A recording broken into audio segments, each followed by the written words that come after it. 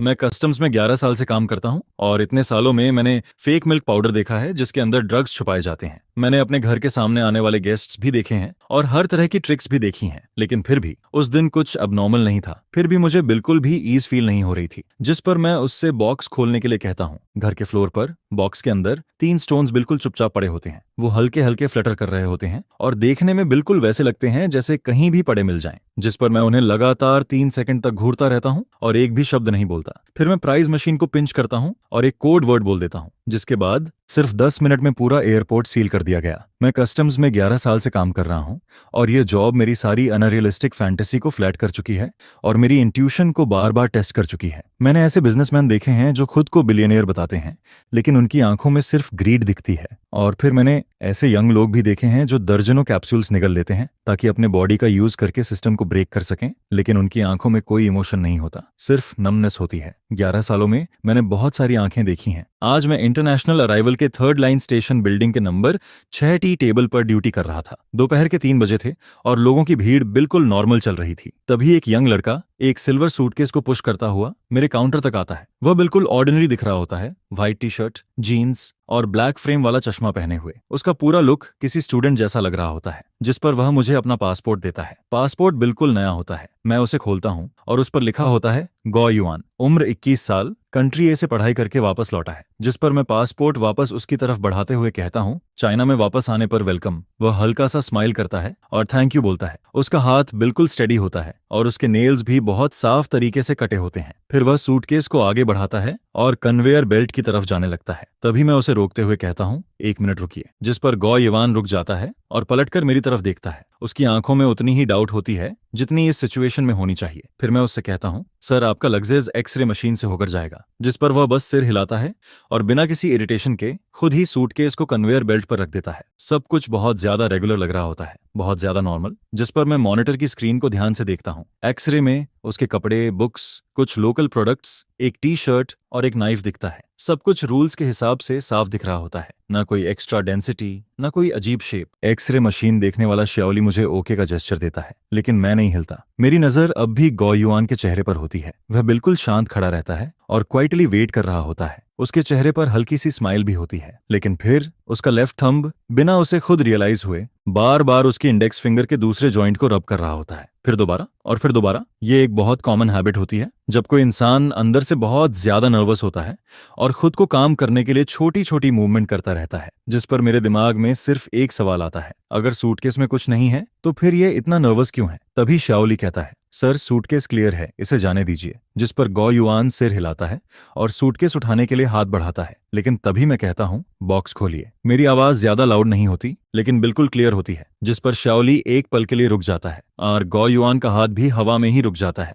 उसके चेहरे की स्माइल भी वहीं फ्रीज हो जाती है, लेकिन फिर कुछ सेकंड बाद वह खुद को नॉर्मल दिखाने की कोशिश करता है और कहता है, लेकिन ऑफिसर आपने तो कहा था कि सब ठीक है। उसकी आवाज अब भी काम लग रही होती है, लेकिन उसका लेफ्ट हैंड अब रुक चुका होता है। उसकी उंगलियां कस जाती हैं और हाथ की मसल्स टाइट हो जाती हैं। जिस पर मैं उसकी आंखों में देखते हुए सिर्फ एक बार फिर कहता हूँ, चेकिंग के लिए प्लीज कोऑपरेट कीजिए, बॉक्स खोलिए। मैं और गो युआन करीब 3 सेकंड तक एक दूसरे को देखते रहते हैं। फिर वह अपनी नजर नीचे कर लेता है और धीरे से कहता है, ठीक है। जिसके बाद वह सूटकेस को टेबल पर रखता है, पासवर्ड डालता है और बॉक्स खोल देता है। बॉक्स अंदर से भी बिल्कुल उसकी तरह क्लीन और ऑर्गेनाइज्ड होता है। कपड़े वैक्यूम बैग में पैक होते हैं, बुक्स कवर में रखी होती हैं, हर चीज अपनी जगह पर होती है। जिस पर मैं ग्लव्स पहनता हूँ और एक एक चीज बाहर निकालना शुरू करता हूँ। मैं हर बुक को खोलकर चेक करता हूँ, लेकिन मुझे कुछ नहीं मिलता। इधर आसपास खड़े पैसेंजर्स धीरे धीरे कंप्लेन करना शुरू कर देते हैं। उन्हें लग रहा होता है कि मैं जरूरत से ज्यादा इश्यू बना रहा हूँ और सबका टाइम वेस्ट कर रहा हूँ। श्याओली भी मुझे देख रहा होता है, जैसे उसे लग रहा हो कि आज मैं कुछ ज्यादा ही सेंसिटिव बिहेव कर रहा हूँ। उधर गो युआन के होंठों पर फिर से हल्की सी स्माइल वापस आने लगती है, जैसे अब उसे लग रहा हो कि वह बच गया है, लेकिन मैं किसी की तरफ ध्यान नहीं देता। मैं पूरे सूटकेस को पूरी तरह खाली कर देता हूँ। फिर मैं अपने नकल से सूटकेस के नीचे वाले लेयर पर हल्का सा टैप करता हूँ, जिस पर एक बहुत डल आवाज आती है। मैं धीरे से सिर उठाकर गो युआन की तरफ देखता हूँ और इस बार उसके चेहरे से स्माइल पूरी तरह गायब हो चुकी होती है। उसकी जगह उसका चेहरा बिल्कुल सफेद पड़ चुका होता है। जिस पर मैं उससे पूछता हूँ, इस बॉक्स के नीचे एक्स्ट्रा लेयर क्यों है? उसका एडम्स एप्पल ऊपर नीचे होने लगता है। फिर वह कहता है, मुझे नहीं पता था कि इस बॉक्स में कोई एक्स्ट्रा लेयर भी है। लेकिन उसकी आवाज अब सूखने लगी होती है, जिस पर मैं फिर से कहता हूँ, इसे खोलो। इसके बाद मैं टेबल के नीचे से एक मल्टी फंक्शन स्क्रू ड्राइवर निकालता हूँ। गौ युआन उस टूल को देखता है और उसके होंठ कांपने लगते हैं, लेकिन वह कुछ नहीं करता। जिस पर मैं बिना कुछ बोले स्क्रू ड्राइवर के फ्लैट हेड को नीचे वाले गैप में डालता हूँ और जोर से प्रा करता हूँ। कुछ ही सेकंड में नीचे वाली लेयर क्रैक हो जाती है और उसके अंदर से मिट्टी और इंजन ऑयल की मिली हुई हल्की स्मेल बाहर आने लगती है। फिर मैं पूरी लाइनर बोर्ड को खींचकर बाहर निकाल देता हूँ। उस एक्स्ट्रा लेयर के अंदर एक मोटी स्पंज लगी होती है और उस स्पंज में 3 बिल्कुल परफेक्ट ग्रूव्स बने होते हैं,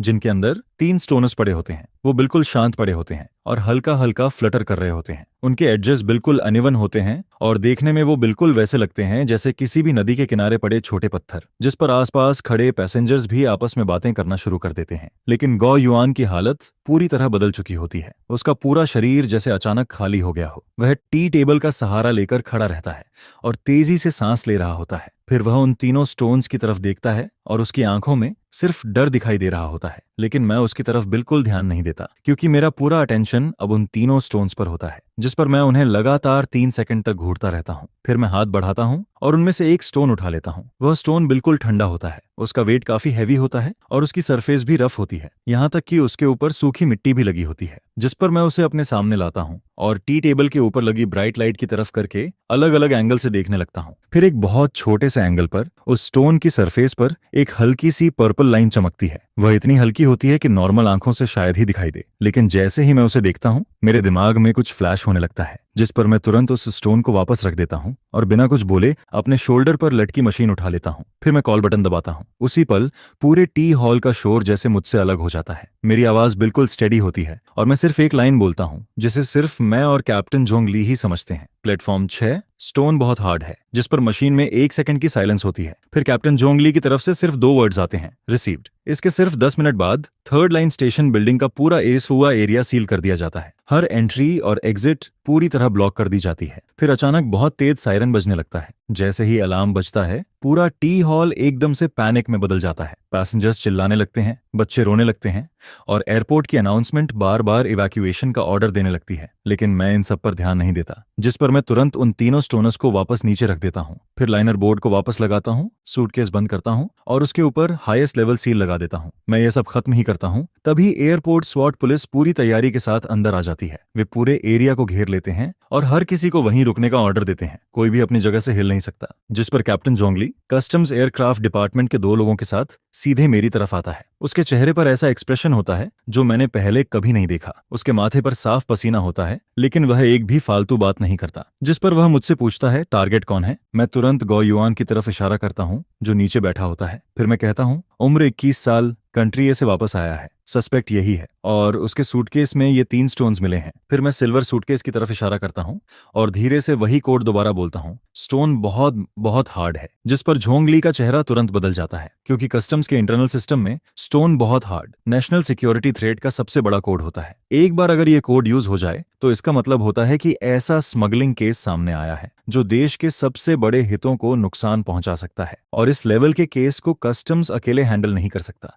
इसे तुरंत नेशनल सिक्योरिटी डिपार्टमेंट को देना पड़ता है। मैं और झोंग ली 7 साल से साथ काम कर रहे होते हैं, लेकिन इन 7 सालों में मैंने ये कोड एक बार भी यूज नहीं किया होता, जिस पर उसे पता होता है कि मैं कभी मजाक में ये नहीं बोलूंगा। फिर वह बहुत धीमी आवाज में पूछता है, तुम्हें पूरा यकीन है? जिस पर मैं बिना 1 सेकंड रुके कहता हूँ 100%। इसके बाद वह मुझसे कोई और सवाल नहीं करता। वह तुरंत अपना एनक्रिप्टेड फोन निकालता है और एक नंबर डायल करता है। मैं कैपिटल एयरपोर्ट कस्टम्स से झोंग ली बोल रहा हूँ। सानहंग स्टेशन बिल्डिंग के नंबर 6T प्लेटफॉर्म पर प्लान एक्टिवेट हो चुका है, टारगेट मिल चुका है, मिनिस्ट्री ऑफ स्टेट सिक्योरिटी से तुरंत सपोर्ट चाहिए। ये बोलकर वह फोन काट देता है। उधर एयरक्राफ्ट डिपार्टमेंट के 2 लोग गौ युआन को जमीन से उठाते हैं। उसके हाथों में ग्लव्स लगाए जाते हैं और सिल्वर सूटकेस को एक स्पेशल मेटल सिक्योरिटी बॉक्स में रख दिया जाता है। सब कुछ बहुत फास्ट और टेंशन के बीच हो रहा होता है और 20 मिनट से भी कम समय में 3 काली होम की कार्स एयरपोर्ट के स्पेशल रास्ते से सीधे रनवे तक आ जाती हैं। उन कार्स से ब्लैक सूट पहने हुए कई लोग उतरते हैं। उनके चेहरे और चाल देखकर ही समझ आ रहा होता है कि वे किसी बहुत बड़े डिपार्टमेंट से हैं। उन सबके आगे एक वुमन होती है उसकी उम्र करीब 30 साल होती है। उसके बाल छोटे होते हैं और उसकी आंखें इतनी शार्प होती हैं जैसे नाइफ। उसने कोई आईडी नहीं पहनी होती, लेकिन जैसे ही वह अंदर आती है, एयरपोर्ट सिक्योरिटी का सबसे बड़ा ऑफिसर खुद उसके पास जाकर सैल्यूट करता है, जिस पर वह सीधे झोंगली के सामने जाकर रुकती है और कहती है, ministry of state security, Xiao Wenjun. उसकी आवाज बिल्कुल उसकी आंखों जैसी ठंडी और हार्ड होती है। फिर वह पूछती है, स्मगलर कहाँ है और सामान कहाँ है, जिस पर झोंगली गो युवान की तरफ इशारा करता है, जिसे स्वॉट बुलेट प्रूफ कार तक ले जा चुकी होती है। फिर वह उस मेटल बॉक्स की तरफ इशारा करता है जिसमें सूटकेस रखा होता है। फिर शाओ वेनजून हम सबकी तरफ देखती है और पूछती है, सबसे पहले किसने नोटिस किया था, जिस पर मैं आगे बढ़कर कहता हूँ, मैंने। उसकी नजर कुछ सेकंड तक मेरे ऊपर रुकती है, जैसे वह मुझे एक्सरे की तरह स्कैन कर रही हो। फिर वह कहती है, पूरा प्रोसेस बताओ, जिस पर मैं शुरू से लेकर आखिर तक सब कुछ बताता हूँ। गो युआन के काउंटर तक आने से लेकर उसके माइक्रो एक्सप्रेशन तक, उसका बार बार फिंगर रब करना, उसका नर्वस होना और फिर सूटकेस के नीचे वाली एक्स्ट्रा लेयर तक। मैं उसे बताता हूँ कि मैंने लेयर नॉक की, स्टोन देखा और फिर नेशनल सिक्योरिटी थ्रेट रिपोर्ट कर दिया। लेकिन तभी शाओ वेनजून मुझे बीच में रोक देती है और कहती है, तो तुमने बस एक लेयर नॉक की, 3 स्टोन्स देखे और सीधे नेशनल सिक्योरिटी अलर्ट लगा दिया। तुम्हें कैसे लगा कि वो 3 normal stones national security threat हो सकते हैं? जिस पर मैं सिर्फ एक वर्ड बोलता हूँ, इंट्यूशन। मेरी बात सुनकर शाओ वेनजून के होंठों पर एक ठंडी सी स्माइल आ जाती है, जिसमें साफ मौकरी दिखाई दे रही होती है। फिर वह कहती है, इंट्यूशन, जिस पर वह थोड़ा आगे बढ़ती है और कहती है, तुम्हें पता भी है, तुम्हारी एक इंट्यूशन की वजह से पूरा कैपिटल एयरपोर्ट बंद कर दिया गया है। इस वक्त कितनी इंटरनेशनल फ्लाइट्स दूसरे शहरों में डाइवर्ट हो रही हैं, तुम्हें अंदाजा भी है? जिस पर मैं उसकी आंखों में देखते हुए कहता हूँ, क्योंकि मैंने पर्पल लाइट देखी थी। यह सुनकर शाओ वेनजून हल्का सा आईब्रो उठाती है और कहती है, पर्पल लाइट? फिर मैं कहता हूँ, ब्राइट लाइट के नीचे एक खास एंगल पर उस स्टोन की सरफेस पर पर्पल लाइट फ्लैश हुई थी, बहुत हल्की, लेकिन मैंने उसे साफ देखा था। और मैं सच बोल रहा बेस होता हूँ, क्योंकि वही पर्पल लाइट इस पूरे अलार्म का रियल रीजन होती है। और उसे देखते ही मुझे 3 साल पहले की एक बात याद आ गई थी, मेरे मास्टर की बात। 3 साल पहले लिन हाइडोंग बॉर्डर पर एक चेस मिशन के दौरान मारा गया था। उस मिशन में उन्हें एक नए तरह का स्मग्ड सामान मिला था, जो बिल्कुल नॉर्मल ओर की तरह डिसगाइज किया गया था। जिसके बाद उस केस के बाद हुई एक इंटरनल ब्रीफिंग में मैंने उस स्मग्ड सामान के बारे में पढ़ा था। उस सामान के कोर मटेरियल की एक खास बात थी, जब उस पर एक स्पेसिफिक लाइट पड़ती थी तब उसकी सरफेस पर एक अलग तरह की पर्पल लाइट दिखाई देती थी। और उसी घटना के बाद स्टोन बहुत हार्ड है, यह कोड और उसके पीछे का पूरा रॉक प्लान ऑफिशियली बना दिया गया था। लेकिन पूरे कस्टम्स सिस्टम में इस बारे में सिर्फ 5 से भी कम लोग जानते थे और जोंगली उनमें से एक था। जिस पर जैसे ही उसने मेरी बात में पर्पल लाइट सुना,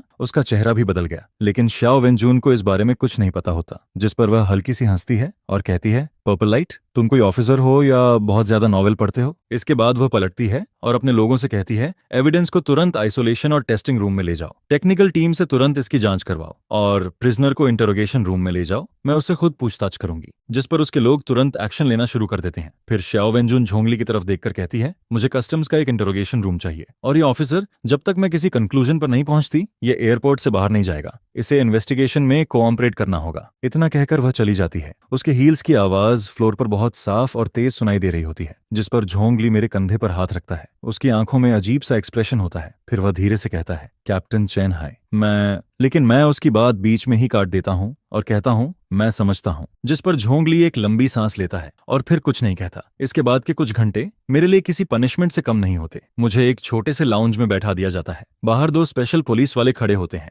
मैं अपना फोन नहीं देख सकता, मैं बाहर किसी से कांटेक्ट नहीं कर सकता। टाइम धीरे धीरे बीतता रहता है। बाहर विंडो के पार रात हो चुकी होती है, लेकिन 3rd लाइन स्टेशन बिल्डिंग अब भी पूरी तरह ब्लॉक होती है। पूरा एयरपोर्ट खाली होता जा रहा होता है और वह जगह धीरे धीरे किसी गोस्ट टाउन जैसी लगने लगती है। मैं इमेजिन कर सकता हूँ कि बाहर इस वक्त कितना बड़ा केओस चल रहा होगा, लेकिन मेरे अंदर अजीब सी शांति होती है, क्योंकि मुझे अपनी आंखों पर भरोसा होता है और उससे भी ज्यादा मुझे अपने मास्टर पर भरोसा होता है। फिर रात के करीब 12 बजे लाउंज का डोर जोर से खुलता है, जिस पर शाओ वेनजून अंदर आती है। उसका चेहरा पहले से भी ज्यादा ठंडा लग रहा होता है। फिर वह मेरे सामने फाइल फेंकते हुए कहती है, स्टोन सैंपल की कंपोजिशन टेस्ट हो चुकी है, स्पेक्ट्रोस्कोपी हुई, रेडिएशन टेस्ट हुआ, यहाँ तक कि मिलिट्री लैब ने भी चेक किया, लेकिन कुछ भी अब नॉर्मल नहीं मिला। मेन इंग्रेडिएंट सिर्फ ग्रेनाइट है। रिजल्ट एक नॉर्मल स्टोन। यह सुनकर मेरा दिमाग जैसे सुन्न हो जाता है। मैं धीरे से कहता हूँ, यह कैसे पॉसिबल है? जिस पर शाओ वेनजून ठंडी आवाज में कहती है, गो युआन 8 घंटे से इंट्रोगेशन में है। उसने शुरू से लेकर आखिर तक एक ही बात कही है। उसने कहा, यह स्टोन्स उसे कंट्री एज में एक रिवर के पास मिले थे। उसे वे अच्छे लगे, इसलिए वह उन्हें स्यूवेनियर की तरह वापस ले आया। फिर वह कहती है, हमने उसका पूरा बैकग्राउंड चेक किया, फैमिली, रिकॉर्ड्स, कनेक्शंस, सब कुछ, और हर जगह वह इनोसेंट निकला। जिस पर वह दोनों हाथ टेबल पर रखती है और सीधे मेरी आंखों में देखकर कहती है, अब तक का हर एविडेंस सिर्फ एक बात साबित करता है, कि तुम झूठ बोल रहे हो, जिस पर मैं तुरंत कहता हूँ मैं झूठ नहीं बोल रहा। मेरी आवाज थोड़ी भारी हो चुकी होती है। फिर मैं कहता हूँ एंड पर्पल लाइट का क्या? जिस पर श्याओ वेंजून कहती है हमारी टेक्निकल टीम ने चाइना के सबसे अच्छे इक्विपमेंट से उन तीनों स्टोन्स को अंदर और बाहर से चेक किया, लेकिन उन्हें वहां कोई पर्पल लाइट नहीं मिली। फिर वह मेरी तरफ देखकर कहती है कल दोपहर 12 बजे तक या तो तुम उन 3 स्टोनर्स को नेशनल सिक्योरिटी थ्रेट साबित कर दो, नहीं तो तुम्हें मिलिट्री कोर्ट के सामने जाना पड़ेगा, क्योंकि तुम्हारी इस इंट्यूशन और पर्पल लाइट की वजह से पूरे एयरपोर्ट में केओस फैल गया। मैं जोर से कहता हूँ इम्पॉसिबल। मैंने वो पर्पल लाइट खुद देखी थी, बिल्कुल वैसी ही जैसी 3 साल पहले इंटरनल रिपोर्ट की फोटो में थी। लेकिन फिर मुझे खुद समझ नहीं आता कि आखिर गलती कहाँ हुई, जिस पर मुझे एक छोटे बिना खिड़की वाले रूम में बंद कर दिया जाता है। कमरे में सिर्फ एक आयरन बेड होती है और मैं उस पर बैठ जाता हूँ। फिर मैं खुद को काम करने की कोशिश करता हूँ और दोपहर से अब तक हुई हर चीज को बार बार अपने दिमाग में दोहराने लगता हूँ। गो युआन का चेहरा, उसकी बॉडी लैंग्वेज, उसका एक्सप्रेशन, उसकी हर मूवमेंट। और फिर अचानक मुझे उसका लेफ्ट हैंड याद आता है, उसकी उंगलियों की मूवमेंट, जिस पर मुझे अचानक एक बात याद आती है। जब मैंने पहली बार उन स्टोनर्स को देखा था तब गो युआन बहुत ज्यादा नर्वस था, लेकिन जब मैंने स्टोन को उठाकर नॉर्मल लाइट में देखा तब उसके चेहरे पर सिर्फ डर नहीं था, वहां कुछ और भी था। मैं अपनी आंखें बंद कर लेता हूँ और उस मोमेंट को अपने दिमाग में दोबारा देखने लगता हूँ और फिर अचानक मुझे समझ आ जाता है। जब मैंने उस स्टोन को नॉर्मल लाइट के नीचे देखा था और मुझे कुछ भी अनयूजुअल नहीं दिखा था, तब गो युआन के चेहरे पर एक पल के लिए रिलीफ आया था, जैसे वह खुश हुआ हो, जैसे उसे राहत मिली हो कि मैं गलत लाइट यूज कर रहा हूँ। जिस पर मैं तुरंत बेड से उठता हूँ और डोर की तरफ भागता हूँ। फिर मैं जोर जोर से आयरन डोर पीटना शुरू कर देता हूँ और चिल्लाता हूँ दरवाजा खोलो, मुझे श्याओ वेंजून से मिलना है, मुझे एविडेंस दोबारा चेक करना है। मुझे पता चल गया है कि प्रॉब्लम क्या है। कुछ सेकंड बाद आयरन डोर खुलता है, लेकिन बाहर श्याओ वेंजून नहीं बल्कि झोंग ली खड़ा होता है। वह बहुत थका हुआ लग रहा होता है, उसकी आंखें लाल होती हैं, साफ दिख रहा होता है कि उसने पूरी रात नहीं सोई। जिस पर मैं तुरंत कहता हूँ कैप्टन मेरे साथ चलिए, मुझे सब समझ आ गया है। लेकिन वह मेरी बात बीच में ही काट देता है और बिना कुछ बोले आगे चलने लगता है, जिस पर मैं उसके पीछे पीछे कॉरिडोर में चलने लगता हूँ। चलते चलते वह धीमी आवाज में कहता है मैंने टेक्निकल टीम की रिपोर्ट पढ़ ली है, चेन है, इस बार मामला बहुत बड़ा हो गया है। जिस पर मैं तुरंत कहता हूँ मैंने झूठ नहीं बोला, प्रॉब्लम स्टोन्स में नहीं है, प्रॉब्लम लाइट में है। जिस पर झोंगली रुक जाता है और पलटकर मेरी तरफ देखता है। फिर वह पूछता है कौन सी लाइट? मैं जल्दी से कहता हूँ मैंने उस पुराने केस की रिपोर्ट 10 बार से भी ज्यादा पढ़ी थी, उसमें साफ लिखा था कि वह वायलेट लाइट हर तरह की लाइट में नहीं दिखती, वह सिर्फ एक बहुत खास बहुत नैरो लाइट सोर्स पर रिएक्ट करती है। और उस समय वो फ्रीक्वेंसी बैंड पूरी तरह सीक्रेट थी, वह एक ऐसी ऑप्टिकल फ्रीक्वेंसी थी जिसे तभी पहली बार टेस्ट किया गया था। जिस पर मैं कहता हूँ नॉर्मल चेकिंग इक्विपमेंट उस फ्रीक्वेंसी तक पहुंच ही नहीं सकता, इसलिए टेक्निकल टीम को कुछ नहीं मिला। यह सुनकर झोंगली के कदम रुक जाते हैं। वह कुछ सेकंड तक मेरी तरफ देखता रहता है, फिर वह धीमी आवाज में पूछता है तुम्हें कितना यकीन है? जिस पर मैं बिना रुके कहता हूँ 100%। जिस पर झोंगली तुरंत अपना मोबाइल निकालता है और एक बार फिर वही एनक्रिप्टेड नंबर डायल करता है। इस बार वह ज्यादा कुछ नहीं बोलता, वह सिर्फ मेरी बात जैसे कि तैसी आगे बता देता है। फोन के दूसरी तरफ कुछ सेकंड तक साइलेंस रहती है, फिर श्याओ वेंजून की ठंडी आवाज आती है उसे 1 घंटा दो। इसके बाद हम आइसोलेशन और टेस्टिंग रूम में पहुंचते हैं। वहां का माहौल बहुत सीरियस होता है। तीनों स्टोन सफेद ऑपरेशन टेबल पर बिल्कुल चुपचाप पड़े होते हैं और कुछ टेक्नीशियंस व्हाइट रिसर्च सूट पहनकर एक तरफ खड़े होते हैं। वे मुझे ऐसे देख रहे होते हैं जैसे उन्हें अब भी मुझ पर शक हो। जिस पर श्याओ वेंजून कमरे के कोने में खड़ी होती है, उसके हाथ फोल्डेड होते हैं। फिर वह धीरे से कहती है शुरू करो। उसकी आवाज में कोई इमोशन नहीं होता। जिस पर मैं कहता हूं मुझे एक मॉडिफाइड लेजर एमीटर चाहिए जिसकी वेवलेंथ रेंज एटम के आउटर वेवलेंथ बैंड तक जाती हो। मेरी बात सुनकर एक टेक्नीशियन हंस पड़ता है। फिर वह कहता है तुम्हें पता भी है? तुम क्या बोल रहे हो? Outer wavelength? तुम्हें क्या लगता है ये कोई साइंस फिक्शन लैब है? लेकिन तभी श्याओ वेंजून ठंडी आवाज में कहती है जैसा ये कह रहा है वैसा करो। जिस पर टेक्नीशियन का चेहरा उतर जाता है। उसे यह सब पसंद नहीं आता, लेकिन फिर भी वह जाकर मशीन तैयार करने लगता है। कुछ देर बाद एक बड़ा इंस्ट्रूमेंट रूम में लाया जाता है, जिस पर टेक्नीशियन कहता है यह सबसे एडवांस्ड इक्विपमेंट है जो हम अभी ला सकते हैं। इसकी वेवलेंथ 200 नैनोमीटर तक जा सकती है। तुम्हारे लिए इतना काफी होना चाहिए। जिस पर मैं बस सिर हिलाता हूँ और मशीन के पास जाकर खड़ा हो जाता हूँ। फिर मैं कहता हूँ रूम की सारी नॉर्मल लाइट्स बंद करो, डिटेक्शन रूम को पूरी तरह डार्क मोड में डालो। जिस पर कमरे की सारी लाइट्स बंद हो जाती हैं। पूरा रूम अंधेरे में डूब जाता है। सिर्फ मशीन की स्क्रीन से निकलने वाली हल्की ग्रीन लाइट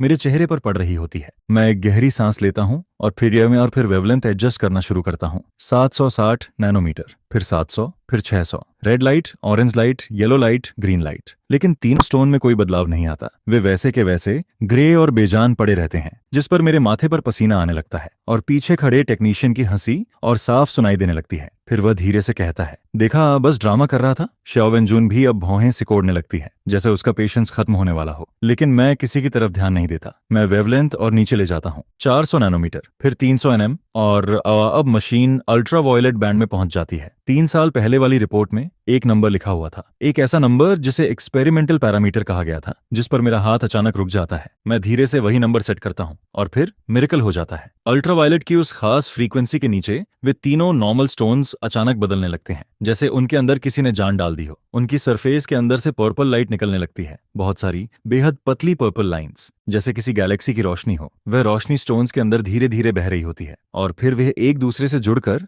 एक बहुत कॉम्प्लेक्स 3 डायमेंशन वाला नेटवर्क बनाने लगती है। अब वे स्टोन जैसे बिल्कुल नहीं लग रहे होते। वे प्योर लाइट से बने हुए किसी अजीब स्ट्रक्चर जैसे दिख रहे होते हैं, जिस पर रूम में खड़ा हर इंसान वहीं फ्रीज हो जाता है। फिर श्याओ वेंजून अचानक शैडो से बाहर आती है और तेजी से ऑपरेशन टेबल के पास पहुंचती है। वह उन तीनों स्टोनर्स को घूरती रहती है।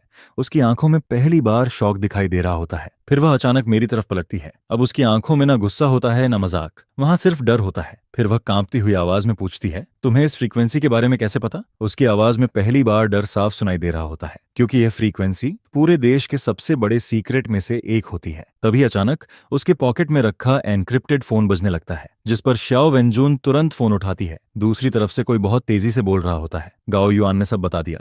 उसे एक ऑर्गेनाइजेशन ने बहुत सारे पैसे दिए थे। उसे बस 3 रफ स्टोन्स लेकर वापस आना था। उसे कहा गया था कि यह स्टोन्स बिल्कुल सेफ हैं। जब तक इन पर 273 नैनोमीटर वाली सीक्रेट लाइट नहीं डाली जाएगी, तब तक इनमें कुछ नहीं दिखेगा। फिर फोन पर वह आदमी आगे कहता है, और उसने यह भी बताया है कि हैंड ऑन ऑफ लोकेशन, लेकिन वह अपनी बात पूरी कर पाता उससे पहले ही श्याओ वेंजून के हाथ से फोन नीचे गिर जाता है। उसके चेहरे का सारा रंग एक पल में उड़ जाता है, क्योंकि अब उसे समझ आ चुका होता है। उसे समझ आ जाता है कि मुझे इस सीक्रेट फ्रीक्वेंसी के बारे में इसलिए पता था क्योंकि यह इन्फॉर्मेशन 3 साल पहले मेरे मास्टर लिन हाइडोंग अपनी जान देकर लेकर आया था। और कुछ देर पहले श्याओ वेंजून उसी इंसान को, जो इस केस की सबसे जरूरी क्लू तक पहुंचा था, मिलिट्री कोड भेजने वाला था, जिस पर पूरे रूम में एकदम साइलेंस छा जाती है। कोई कुछ नहीं बोलता, सिर्फ उन तीनों स्टोनर्स के अंदर बहती हुई पर्पल गैलेक्सी दिखाई दे रही होती है, जैसे वह इंसानों की बेवकूफी पर हंस रही हो। श्याओ वेंजून का चेहरा पहले सफेद पड़ता है, फिर नीला, और फिर उसके चेहरे पर एक बहुत अजीब एक्सप्रेशन आता है, जिसमें शेम भी होती है, डर भी और पछतावा भी। फिर वह नीचे गिरा हुआ फोन उठाती है और तेज आवाज में पूछती है, लोकेशन कहाँ है? जिस पर दूसरी तरफ से जवाब आता है, national digital library, 3rd floor, area C, locker number 307। फिर श्याओ वेंजून पूछती है, एक्सचेंज का टाइम? जिस पर जवाब आता है, आज दोपहर 3 बजे। यह सुनते ही रूम में सबकी सांस जैसे रुक जाती है, क्योंकि अब वहां पहुंचने में सिर्फ 2 घंटे बचे होते हैं। जिस पर झोंगली धीरे से फोन नीचे करता है और श्याओ वेंजून की तरफ देखता है, लेकिन श्याओ वेंजून इस वक्त सिर्फ मुझे देख रही होती है। उसकी आंखों में अब वह चीज होती है जो मैंने पहले कभी नहीं देखी थी। वहां रिस्पेक्ट होता है, गिल्ट होता है, और एक तरह का अपॉलॉजी भी। फिर वह धीरे धीरे मेरी तरफ आती है और बहुत सूखी आवाज में कहती है, मैंने तुम्हारे साथ जैसा बिहेव किया उसके लिए मुझे माफ कर दो। इसके बाद मिनिस्ट्री ऑफ स्टेट सिक्योरिटी की एक सीनियर ऑफिसर एक छोटे कस्टम्स ऑफिसर के सामने अपना सिर झुका देती है, जिस पर आसपास खड़े टेक्नीशियंस और बाकी लोग पूरी तरह शॉक में रह जाते हैं। लेकिन मैं कुछ नहीं कहता, मैं बस शांत खड़ा रहता हूँ, क्योंकि मुझे पता होता है वह मुझसे माफी नहीं मांग रही। वह उस इंसान से माफी मांग रही होती है जिसने 3 साल पहले अपनी जान देकर यह सीक्रेट दुनिया तक पहुंचाया था, लिन हाइडोंग। मैं धीरे से सांस लेकर खुद को काम करता हूं और फिर कहता हूं, हमारे पास अभी भी 1 घंटा 50 मिनट बाकी है। मेरी यह बात सुनते ही श्याओ वेंजून तुरंत अपनी इमोशंस से बाहर आ जाती है। उसकी आंखें फिर से नाइफ की तरह शार्प हो जाती हैं,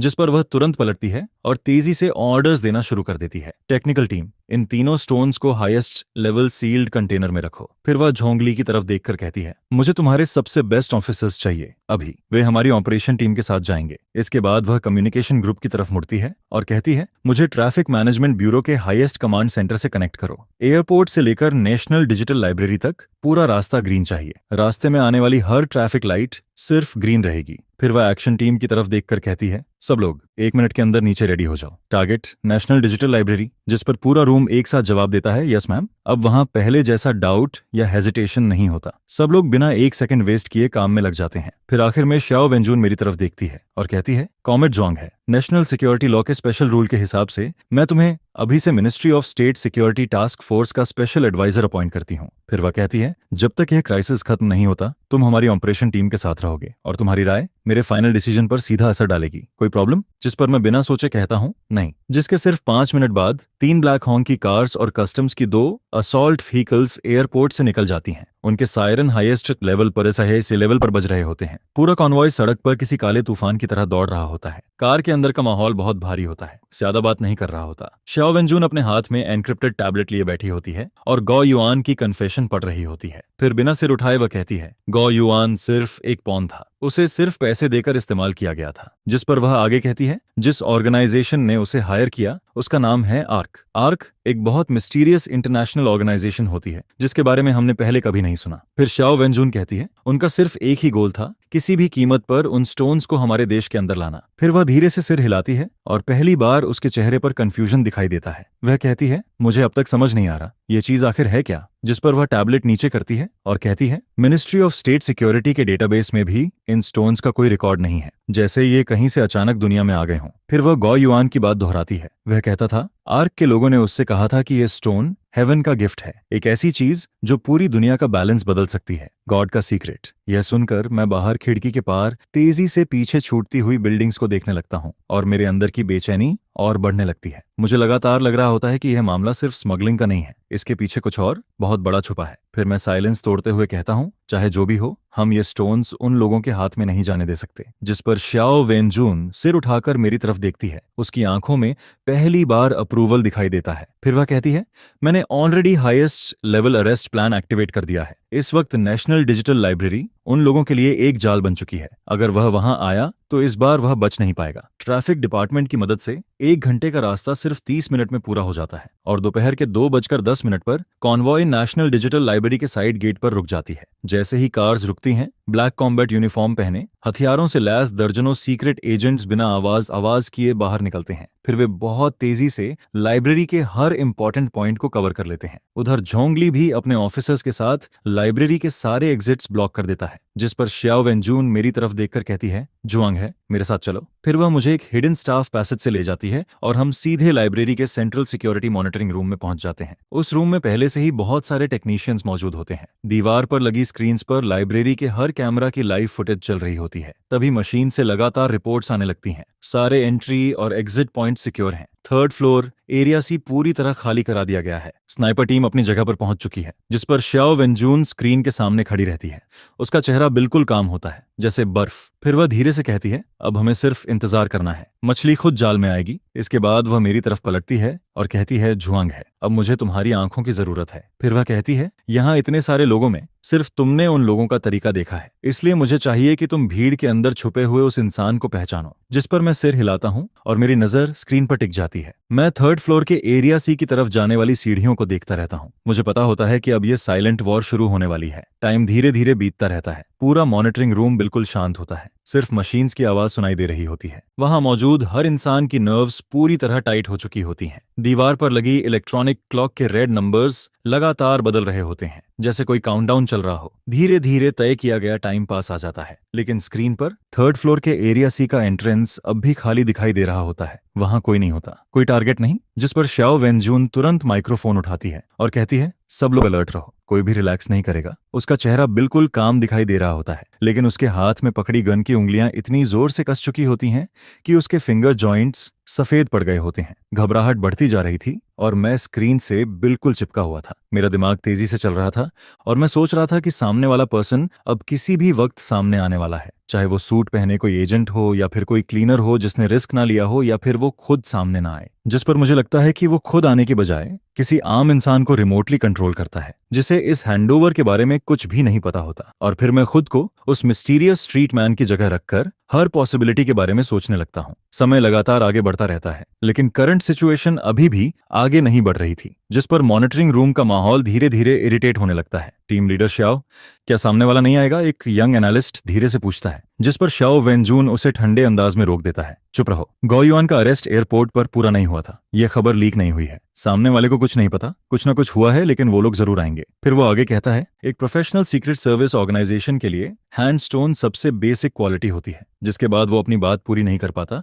लेकिन मैं समझ जाता हूं कि वो क्या कहना चाहता है। जब तक कि सामने वाले का हैंडस्टोन और जिस हैंडस्टोन को हम जानते हैं दोनों एक जैसी चीज ना हो। जिस पर मेरी नजर सामने लगी बड़ी स्क्रीन पर जाती है। वहां लाइब्रेरी की 1st फ्लोर लॉबी का फुटेज दिखाई दे रहा होता है। लोग लगातार आ जा रहे होते हैं, हंस रहे होते हैं, बातें कर रहे होते हैं। वहां सफेद बालों वाले ओल्ड पीपल भी होते हैं कॉलेज वाले स्टूडेंट्स भी होते हैं और अपने बच्चों के साथ आए पेरेंट्स भी होते हैं। सब कुछ इतना नॉर्मल लगता है, इतना लाइफ से भरा हुआ लगता है। लेकिन अगर मैं वो स्ट्रीट पर्सन होता तो मैं क्या करता? मैं कभी भी तय समय पर सामने नहीं आता, चाहे एनवायरनमेंट कितना भी सेफ क्यों ना लगे। हो सकता है वो पहले ही वहां पहुंच चुका हो, या फिर शायद वो इसी बिल्डिंग के अंदर पहले से मौजूद हो, जिस पर मैं अचानक बोल पड़ता हूँ, टीम लीडर श्याओ, सारी सर्विलांस फुटेज को 3 बजे से 10 मिनट पहले पर ले जाइए और 14:55 से 15 के बीच लाइब्रेरी में आने वाले हर सिंगल आदमी को चेक कीजिए। जिस पर श्याओ वेंजून एक पल के लिए रुक जाता है, लेकिन फिर तुरंत समझ जाता है कि मैं क्या कहना चाहता हूँ, और फिर वो तुरंत ऐसा करने का ऑर्डर देता है। टेक्नीशियन तुरंत सिस्टम चलाना शुरू कर देता है और बड़ी स्क्रीन पर चल रही सैकड़ों फुटेज तेजी से पीछे जाने लगती हैं। फिर समय 14:50 पर रुक जाता है और फुटेज एट टाइम्स स्पीड पर चलने लगती है। लाइब्रेरी के गेट से अंदर आते हुए लोग तेजी से स्क्रीन पर देखने लगते हैं। तभी मेरी नजर एक छोटे से स्प्लिट स्क्रीन पर जाती है, जो एक कोने वाले कैमरा का फुटेज होता है। उसका एंगल ऐसा था कि कोई भी उस पर ध्यान ना दे, जिस पर फुटेज में एक आदमी दिखाई देता है जो एंट्रेंस के सिक्योरिटी गेट से अंदर आता है। उसका चेहरा थोड़ा ब्लर होता है। वो आदमी मीडियम बिल्ड का होता है, करीब 40 या 50 साल का। उसने ग्रे जैकेट पहनी होती है, गोल्ड फ्रेम वाला चश्मा लगाया होता है और उसके हाथ में एक बोर्ड फोल्डर होता है। उसे देखकर ऐसा लगता है जैसे कोई यूनिवर्सिटी प्रोफेसर या स्कॉलर इन्फॉर्मेशन चेक करने आया हो। जिस पर मैं कहता हूँ, उसके चेहरे को झूम करो। श्याओ वेंजून तुरंत ऑर्डर देता है और फिर टेक्नीशियन फुटेज को बड़ा करता है, जिसके बाद उसका चेहरा साफ दिखाई देने लगता है। लेकिन उसका चेहरा इतना ऑर्डिनरी होता है कि अगर उसे भीड़ में छोड़ दिया जाए तो दोबारा पहचानना नामुमकिन हो जाए। न उसके चेहरे पर कोई खास निशान होता है, न कोई ऐसी बात जो उसे अलग बनाए। जिस पर मैं कहता हूँ, उसकी सारी इन्फॉर्मेशन निकालो। फिर मिनिस्ट्री ऑफ नेशनल सिक्योरिटी का डेटाबेस तेजी से चलने लगता है। कुछ ही सेकंड्स बाद रिजल्ट सामने आ जाता है। रिपोर्ट, टीम लीडर, उसका नाम क्वियन वेनेबो है, उम्र 52 साल, कैपिटल यूनिवर्सिटी के जर्मन डिपार्टमेंट का प्रोफेसर और डॉक्टोरल सुपरवाइजर। फैमिली बैकग्राउंड साफ है, सोशल रिलेशनशिप भी साफ है। उसके नाम पर कुछ भी सस्पिशियस नहीं है। उसके पास नेशनल डिजिटल लाइब्रेरी का लॉन्ग टर्म बोरोइंग कार्ड भी है। वो यहाँ हर हफ्ते 2 या 3 बार आता है। उसकी हैबिट्स बहुत रेगुलर हैं। उसकी आइडेंटिटी इतनी परफेक्ट है कि उसमें कोई भी कमी नहीं दिखती। जिस पर श्याओ वेंजून पूछता है, वो अभी कहाँ है? जिसके जवाब में टेक्नीशियन कहता है, उसका लास्ट लोकेशन 2nd फ्लोर का सोशल साइंस वियतनाम एरिया है। फिर श्याओ वेंजून कहता है, उसकी करंट मॉनिटरिंग स्क्रीन को मेन स्क्रीन पर लाओ, और फिर स्क्रीन बदल जाती है, जिस पर अब साफ दिखाई देता है कि क्वियन वेनेबो नाम का वो प्रोफेसर खिड़की के पास वाली टेबल पर बैठा हुआ है।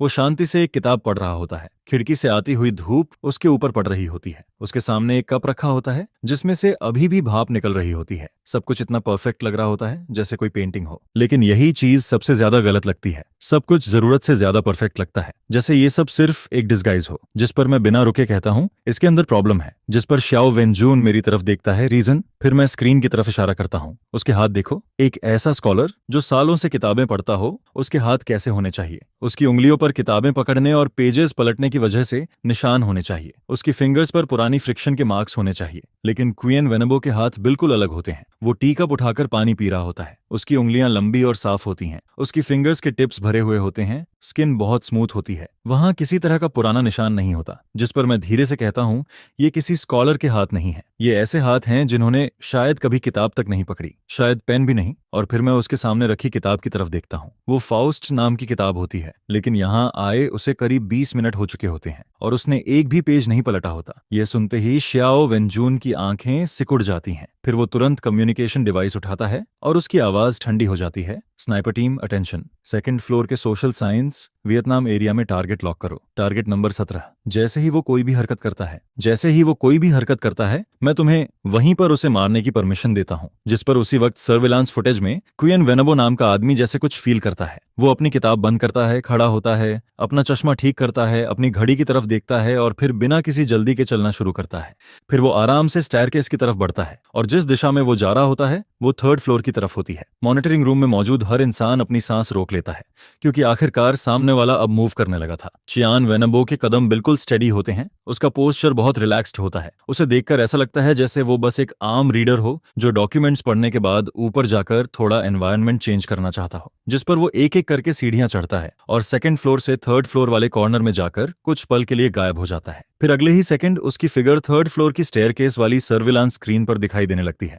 वो 3rd फ्लोर पर पहुंच जाता है। यह एरिया सी, वियतनाम सेक्शन और स्टोरेज एरिया के बीच का जंक्शन होता है। पुराने क्लियरेंस प्लान के हिसाब से इस वक्त वहां कोई नहीं होना चाहिए था, जिस पर क्वियन वैनबो वहीं रुक जाता है और चारों तरफ देखने लगता है। उसकी नजर खाली कॉरिडोर में हर तरफ घूमती है। उसके चेहरे पर अभी भी एक स्कॉलर जैसी काम एक्सप्रेशन होती है, लेकिन उसकी आंखें बहुत शार्प होती हैं, जैसे वो पूरे एनवायरनमेंट को चेक कर रहा हो, जैसे वो कंफर्म कर रहा हो कि यह जगह सेफ है या फिर कोई ट्रैप है, जिस पर मॉनिटरिंग रूम में मौजूद हर इंसान और ज्यादा टेंशन में आ जाता है। सब लोग अपनी मुट्ठियां भींच लेते हैं। किसी को डर होता है कि अगर जरा सी भी आवाज हुई तो सामने वाला अलर्ट हो जाएगा। समय जैसे धीरे चलने लगता है, हर सेकंड किसी पूरे सेंचुरी जितना लंबा लगने लगता है। फिर आखिरकार क्वियन वेनबो शायद सेटिस्फाई हो जाता है, जिस पर वो फिर से चलना शुरू करता है और सीधे एरिया सी के लॉकर की तरफ बढ़ता है। उसका टारगेट बिल्कुल क्लियर होता है, लॉकर 307। फिर वो अपनी पॉकेट से एक की निकालता है, लेकिन वो कोई नॉर्मल लॉकर की नहीं होती। वो एक पुरानी ब्रास की होती है, जिसका शेप भी काफी अजीब होता है, जिस पर वो उसकी को लॉकर 307 के लॉक में डालने ही वाला होता है। एक्शन। शाओ वेंजून की आवाज पूरे कॉरिडोर में गूंज जाती है और फिर उसी पल जो कॉरिडोर अभी तक पूरी तरह खाली था, उसके दोनों तरफ से मूवमेंट होने लगती है। बुक शेल्फ के पीछे से, सीलिंग के वेंटिलेशन डक्ट से एक साथ कई काले साए बाहर निकलते हैं। वो मिनिस्ट्री ऑफ नेशनल सिक्योरिटी के टॉप सीक्रेट एजेंट्स होते हैं। वो बिल्कुल शैडोज की तरह सामने आते हैं, बिना आवाज के, लेकिन बिजली जितनी स्पीड के साथ, जिस पर ऊपर से एक स्पेशल इलेक्ट्रोमैग्नेटिक पल्स नेट नीचे गिरता है और क्वियन वेनबो को पूरी तरह घेर लेता है। उसी वक्त चारों तरफ से कई गन्स उसकी तरफ तान दी जाती हैं। पूरा ऑपरेशन शुरू होने से लेकर टारगेट को कंट्रोल करने तक सब कुछ आधे सेकंड से भी कम वक्त में हो जाता है। लेकिन फिर भी क्वियन वेनबो के चेहरे पर कोई डर नहीं होता, बल्कि उसके चेहरे पर एक अजीब सी स्माइल होती है। हाँ, वो मुस्कुरा रहा होता है। उसके सिर पर इतनी सारी गन्स तनी होती हैं, लेकिन फिर भी वो हंस रहा होता है, जिस पर शाओ वेंजून और मैं बाकी लोगों के साथ तुरंत वहां पहुंच जाते हैं। क्वियन वेनबो, तुम्हें अरेस्ट किया जाता है। शाओ वेंजून गन ताने हुए उसकी तरफ देखता है, लेकिन क्वियन वेनबो उसकी तरफ नहीं देखता। उसकी नजर सबको पार करती हुई सीधे मेरे चेहरे पर आकर रुकती है। उसकी आंखें बहुत अजीब होती हैं, उनमें ना गुस्सा होता है ना डर, बस एक अजीब सा खेल वाला एक्सप्रेशन होता है, जैसे कोई हंटर अपने शिकार को देखकर मुस्कुराता है। फिर वो धीरे से बोलता है, इस देश में गेटकीपर के अलावा उन बूढ़ों के ग्रुप के पास तुम्हारे जैसे लोग भी हैं। लगता है आर्क का इंटेलिजेंस सिस्टम अपडेट करना पड़ेगा। जिस पर शाओ वेंजून गुस्से में कहता है, इसे ले जाओ। फिर दो स्पेशल एजेंट्स आगे आते हैं, उसके हाथों में स्पेशल ग्लव्स डालते हैं और उसे पकड़कर आगे ले जाने लगते हैं। दूसरी टीम उसकी बॉडी सर्च करना शुरू कर देती है, जिस पर लॉकर 307 को भी खोला जाता है, लेकिन उसके अंदर कुछ भी नहीं होता। वो पूरी तरह खाली होता है और फिर क्वियन वेनबो की बॉडी से जो चीजें मिलती हैं वो भी बहुत नॉर्मल होती हैं। एक वॉलेट जिसमें कुछ बैंक कार्ड्स और थोड़े पैसे होते हैं, एक पुराना नोकिया फोन जिसमें कोई स्मार्ट फीचर नहीं होता, और जर्मन लैंग्वेज में फाउस्ट की एक कॉपी। ना उसके पास कोई वेपन होता है, ना कोई पॉइजन, ना कोई कोड बुक। वो किसी एजेंट जैसा बिल्कुल नहीं लगता। जिस पर शाओ वेंजून कहता है, इसे इंटरोगेशन रूम में ले जाओ। फिर क्वियन वेनबो को पकड़कर आगे ले जाया जाता है, लेकिन जैसे ही वो मेरे पास से गुजरता है वो अचानक रुक जाता है। फिर वो अपना सिर मेरी तरफ घुमाता है और मेरे कान के पास बहुत धीमी आवाज में कुछ कहता है, इतनी धीमी कि उसे सिर्फ मैं ही सुन पाता हूँ। वो कहता है, जब तुम एबिस को देखते हो तब एबिस भी तुम्हें देख रहा होता है। रियल वर्ल्ड में वेलकम। इतना कहकर वो मुस्कुराता है और फिर एजेंट्स उसे पकड़कर आगे ले जाने लगते हैं। लेकिन उसकी बात सुनते ही मेरी पूरी पीठ ठंडी पड़ जाती है। मेरी बॉडी पर ठंडा पसीना आने लगता है। ऐसा लगता है जैसे पैरों से लेकर सिर तक बर्फ दौड़ गई हो, क्योंकि यह आदमी मेरे बारे में जानता है। वो यहाँ हैंडओवर के लिए नहीं आया था। जिस पल से वो लाइब्रेरी में अंदर आया था, उसका असली टारगेट शायद मैं था। ये एक ट्रैप था, मेरे लिए लगाया गया एक डेथ ट्रैप, जिस पर मैं अचानक जोर से चिल्लाता हूँ, सावधान। लेकिन तब तक बहुत देर हो चुकी होती है। जैसे ही सीक्रेट एजेंट्स उसे एलिवेटर की तरफ ले जाने वाले होते हैं, उसी वक्त क्वियन वेनबो की गर्दन अचानक एक अजीब एंगल पर मुड़ जाती है। ऐसा एंगल जो कोई इंसान कभी नहीं कर सकता। फिर एक तेज टूटने की आवाज आती है और वो अपनी ही गर्दन तोड़ देता है, जिस पर उसकी बॉडी ढीली होकर नीचे गिर जाती है। लेकिन उसके चेहरे पर वही अजीब सी स्माइल बनी रहती है, जैसे आखिर में जीत उसी की हुई हो। सब कुछ इतनी तेजी से होता है कि वहां मौजूद हर इंसान कुछ पल के लिए शॉक में जम जाता है। हमारी आंखों के सामने हमारा इकलौता क्लू खुद को मार चुका होता है, और जिस तरीके से उसने ऐसा किया वो इतना अजीब और अनबिलीवेबल होता है कि कोई उस पर यकीन नहीं कर पाता। पूरा सीन एकदम खामोश हो जाता है, जिस पर शाओ वेंजून क्वियन वेनबो की डेड बॉडी को देखता रह जाता है। उसका चेहरा बिल्कुल सफेद पड़ चुका होता है। फिर वो कहता है, उसकी किताब चेक करो। ये सुनते ही मुझे अचानक कुछ याद आता है और मैं तुरंत उसकी तरफ भागता हूँ। मैं फाउस्ट की वो किताब उठाता हूँ और उसे तेजी से पलटना शुरू करता हूँ। मैं हर पेज को ध्यान से चेक करता हूँ, लेकिन कहीं कोई हिडन लेयर नहीं होती, कोई मार्क नहीं होता, कुछ भी नहीं। वो बस एक नॉर्मल प्रिंटेड बुक होती है। लेकिन जैसे ही मैं आखिरी पेज पर पहुंचता हूँ, मेरी आंखें अचानक फैल जाती हैं। मेरी आंखें अचानक सिकुड़ जाती हैं क्योंकि किताब के आखिरी पेज के नीचे, पब्लिकेशन डेट के ठीक नीचे, एक लाइन पेन से लिखी हुई होती है। वो इतनी हल्की होती है कि लगभग मिट चुकी होती है, जिस पर पहले मुझे लगता है कि शायद वो कोई नाम है, लेकिन अगले ही पल मुझे समझ आता है कि वो कोई नाम नहीं बल्कि एक कोऑर्डिनेट है, एक जियोग्राफिकल कोऑर्डिनेट, नॉर्थ लैटिट्यूड और ईस्ट लॉन्गिट्यूड का कोऑर्डिनेट, जिस पर मैं तुरंत फास्ट की किताब उठाकर श्याओ वेंजून को दिखाता हूँ। उसकी नजर जैसे ही उन नंबर्स पर पड़ती है, उसकी आंखें भी सिकुड़ जाती हैं। फिर वो तुरंत पीछे मुड़कर मॉनिटरिंग रूम की तरफ चिल्लाता है, इन्हें लोकेट करो, अभी के अभी इन कोऑर्डिनेट्स की लोकेशन निकालो, जिस पर टेक्निकल टीम तेजी से काम करना शुरू कर देती है। दीवार पर लगी बड़ी स्क्रीन तुरंत एक सैटेलाइट मैप में बदल जाती है और कुछ ही सेकंड्स बाद मैप पर एक लाल रंग का ब्लिंकिंग डॉट दिखाई देने लगता है। फिर श्याओ वेंजून स्क्रीन के सामने जाकर खड़ा हो जाता है और उस रेड डॉट को घूरने लगता है। यह जगह कहाँ है? उसकी आवाज में पहली बार टेंशन साफ सुनाई देती है, जिस पर टेक्नीशियन मैप को और झूम करता है। रेड डॉट राजधानी के बाहर लगातार फैले हुए पहाड़ों के बीच दिखाई देता है। फिर टेक्नीशियन धीरे से कहता है, रिपोर्ट टीम लीडर, यह coordinate Kunlun mountain biological science research centre पर पड़ता है। यह सुनते ही पूरे रूम का माहौल बदल जाता है। Kunlun mountain biological science research centre,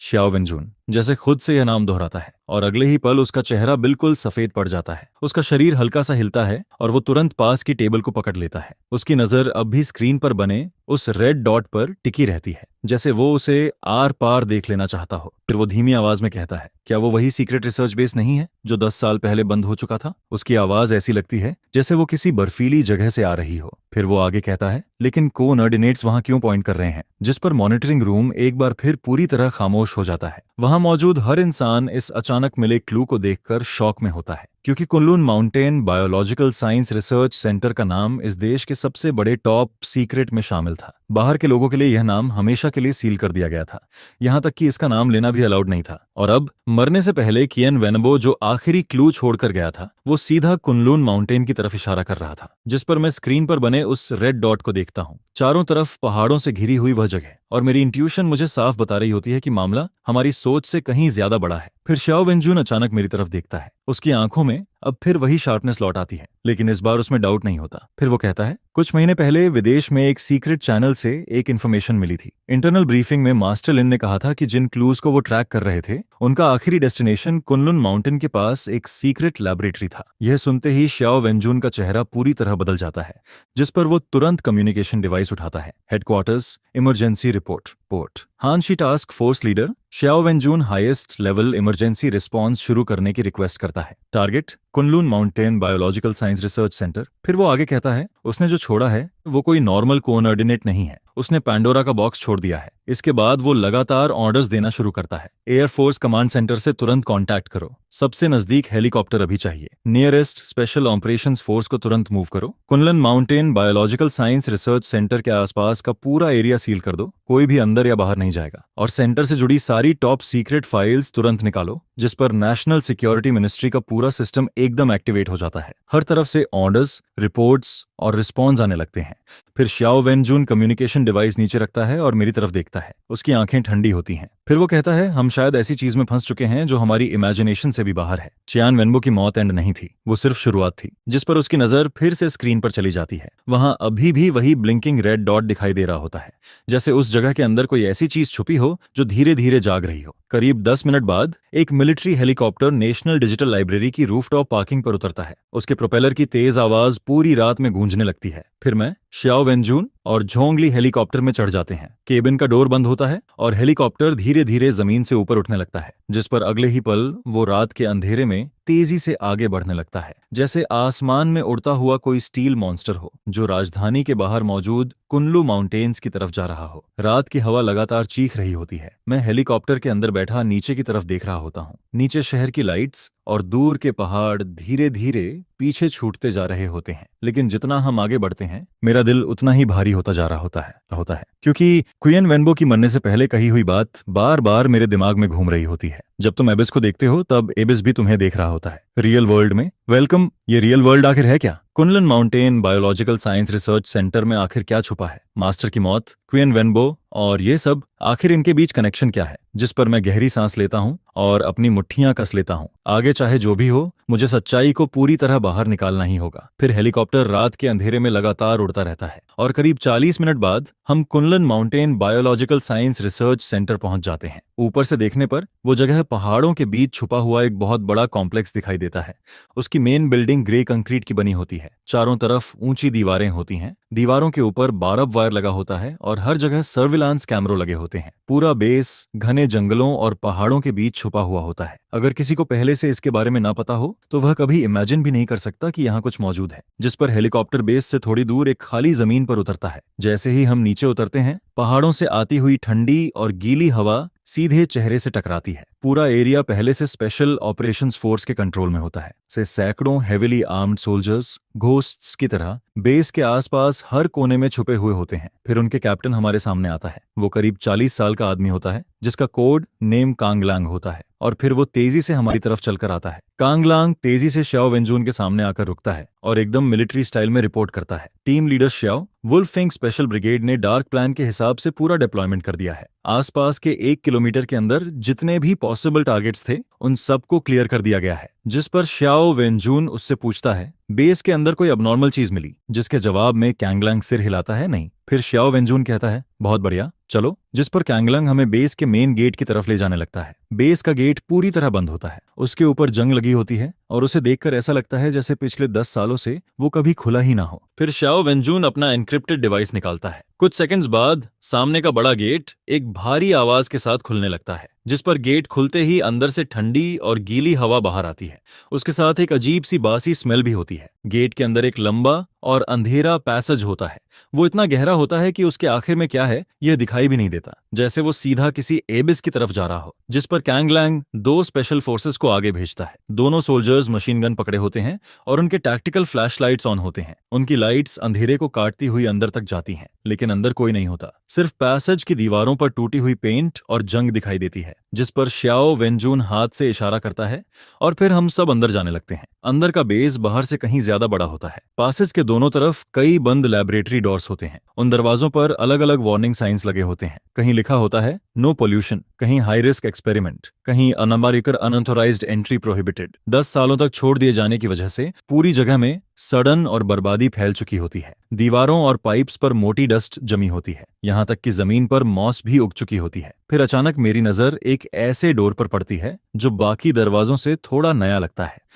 जिस पर उसके पास जाकर देखने पर पता चलता है कि उस डोर पर तोड़ने के निशान बने हुए हैं, जैसे किसी ने कुछ वक्त पहले ही उसे जबरदस्ती खोलने की कोशिश की हो। फिर कैंगलंग एक स्पेशल फोर्स को आगे आने का इशारा करता है और अगले ही पल वो सोल्जर जोर से डोर पर अटैक करता है। एक तेज धमाके के साथ डोर खुल जाता है, जिस पर उसके अंदर एक बड़ा लैब रूम दिखाई देता है और लैब के बीचों बीच एक बहुत बड़ा मेटल कल्चर टैंक रखा होता है। उसके अंदर गहरे पीले रंग का लिक्विड भरा होता है और उस लिक्विड के बीच में एक अजीब सा ऑब्जेक्ट तैर रहा होता है, जिसे देखते ही हम सबकी आंखें फैल जाती हैं, क्योंकि वो ऑब्जेक्ट एयरपोर्ट पर मिले उस ओरिजिनल ऑब्जेक्ट से बहुत मिलता जुलता होता है, लेकिन यह उससे कहीं ज्यादा बड़ा होता है, लगभग आधे इंसान जितना। वो किसी बड़े गंदे और डरावने ट्यूमर की तरह दिखाई देता है जो उस पीले लिक्विड के अंदर चुपचाप तैर रहा होता है। उसके चारों तरफ कई पाइप्स और वायर्स लगे होते हैं और वो सब जाकर एक बड़े कंसोल से जुड़े होते हैं। कंसोल की स्क्रीन पर हरी रोशनी चमक रही होती है। वहां लगातार कॉम्प्लेक्स बायोलॉजिकल डेटा और एनर्जी वैल्यूज दिखाई दे रही होती हैं। जिस पर झोंगली सामने का सब कुछ देखकर धीरे से कहता है, यह आखिर क्या है? फिर उसकी नजर उस टैंक के अंदर तैर रही चीज पर टिक जाती है और अगले ही पल उसका चेहरा बदल जाता है, क्योंकि वह चीज पूरी तरह स्टैटिक नहीं होती। उसकी सरफेस बहुत धीरे धीरे हिल रही होती है, जैसे वो सांस ले रही हो। जिस पर श्याओ वेंजून का चेहरा पूरी तरह बदल जाता है। फिर वो तुरंत चिल्लाता है, इस लैब को अभी के अभी सील करो, कोई भी इसके पास नहीं जाएगा। इसके बाद वो आगे कहता है, आसपास की हवा, पानी और मिट्टी तुरंत चेक करो, मुझे जानना है कि यहाँ किसी बायोलॉजिकल लीक का खतरा है या नहीं। जिस पर कैंगलंग तुरंत ऑर्डर पास कर देता है। फिर स्पेशल फोर्सेस पूरे एरिया के चारों तरफ वायर लगा देते हैं और biochemical testing team protective suit पहनकर अंदर जाती है। जिस पर दूसरी तरफ कंसोल को सिस्टम से कनेक्ट किया जाता है और उसमें मौजूद एनक्रिप्टेड डेटा तेजी से ट्रांसफर होने लगता है। तभी एक टेक्नीशियन अचानक जोर से बोल पड़ता है, टीम लीडर, रिजल्ट्स आ गए। एयर एंड सॉइल दोनों नॉर्मल हैं। लेकिन फिर वो अपने हाथ में पकड़े डिवाइस की तरफ देखता है और उसकी आवाज बदल जाती है। लैब के अंदर एनर्जी फ्लक्चुएशन बहुत ज्यादा है, जैसे यहाँ कोई बेहद पावरफुल रिएक्टर लगातार एनर्जी छोड़ रहा हो, जिस पर वो उस टैंक के अंदर मौजूद ऑब्जेक्ट की तरफ इशारा करता है और फिर धीरे से कहता है, यह चीज एक सिंथेटिक रिएक्टर जितनी एनर्जी छोड़ रही है। यह सुनते ही शियाओ वेंजुन एकदम रुक जाता है। एक रफ स्टोन रिएक्टर जितनी एनर्जी छोड़ सकता है, यह नामुमकिन है। फिर वो अचानक कंसोल के सामने से उठकर वापस उस कल्चर टैंक की तरफ देखने लगता है। उसकी आंखों में अब सिर्फ सीरियसनेस होती है। फिर वो धीमी आवाज में कहता है, किएन वेनबो का असली टारगेट यही था। वो यहाँ 3 छोटे रफ स्टोन्स देने नहीं आया था, वो यहाँ इस बड़ी चीज को एक्टिवेट करने आया था। ये सुनते ही मेरा दिमाग कुछ पल के लिए पूरी तरह खाली हो जाता है। एक्टिवेट, ये चीज ऑलरेडी जिंदा लग रही है। अगर ये एक्टिवेट हो गई तो फिर क्या होगा? और तभी शियाओ वेंजुन के एनक्रिप्टेड डिवाइस से अचानक अलार्म बजने लगता है, दीदी दीदी दीदी, जिस पर वो तुरंत नीचे देखता है और अगले ही पल उसका चेहरा और ज्यादा गंभीर हो जाता है। फिर वो कहता है, बुरा हो गया, चियान वेनबो के छोड़े हुए कोऑर्डिनेट्स फाइनल डेस्टिनेशन नहीं थे, वो सिर्फ एक की थे, किसी और चीज को एक्टिवेट करने के लिए। अगर Kunlun mountain biological science research centre सिर्फ एक ट्रांजिट स्टेशन है तो असली डेस्टिनेशन इससे भी नीचे है और ज्यादा गहराई में। यह सुनते ही झोंगली का गला सूख जाता है। फिर वो डरते हुए कहता है, यहां तक ही हमारी पहुंच है, इसके नीचे सिर्फ लेजेंड्स में बताई जाने वाली फॉरबिडन एरिया है। उस जगह की सिक्योरिटी पूरे देश में सबसे ऊपर है, यहां तक कि उसके ब्लूप्रिंट्स भी पब्लिक नहीं है। लेकिन शियाओ वेंजुन उसकी बात नहीं सुनता। उसकी नजर एनक्रिप्टेड डिवाइस की स्क्रीन पर टिक जाती है। वहां एक नया कोऑर्डिनेट ब्लिंक कर रहा होता है और वो कोऑर्डिनेट इसी बेस के नीचे जमीन के बहुत गहरे हिस्से की तरफ पॉइंट कर रहा होता है, जिस पर शियाओ वेंजुन तुरंत कांगलांग की तरफ मुड़ता है। फिर वो कहता है, सारे डेमोलिशन एक्सपर्ट्स को बुलाओ, मुझे सबसे कम वक्त में उस फॉरबिडन एरिया तक जाने वाला रास्ता चाहिए। जिस पर कांगलांग का चेहरा भी गंभीर हो जाता है। फिर वो धीमी आवाज में कहता है, टीम लीडर शियाओ,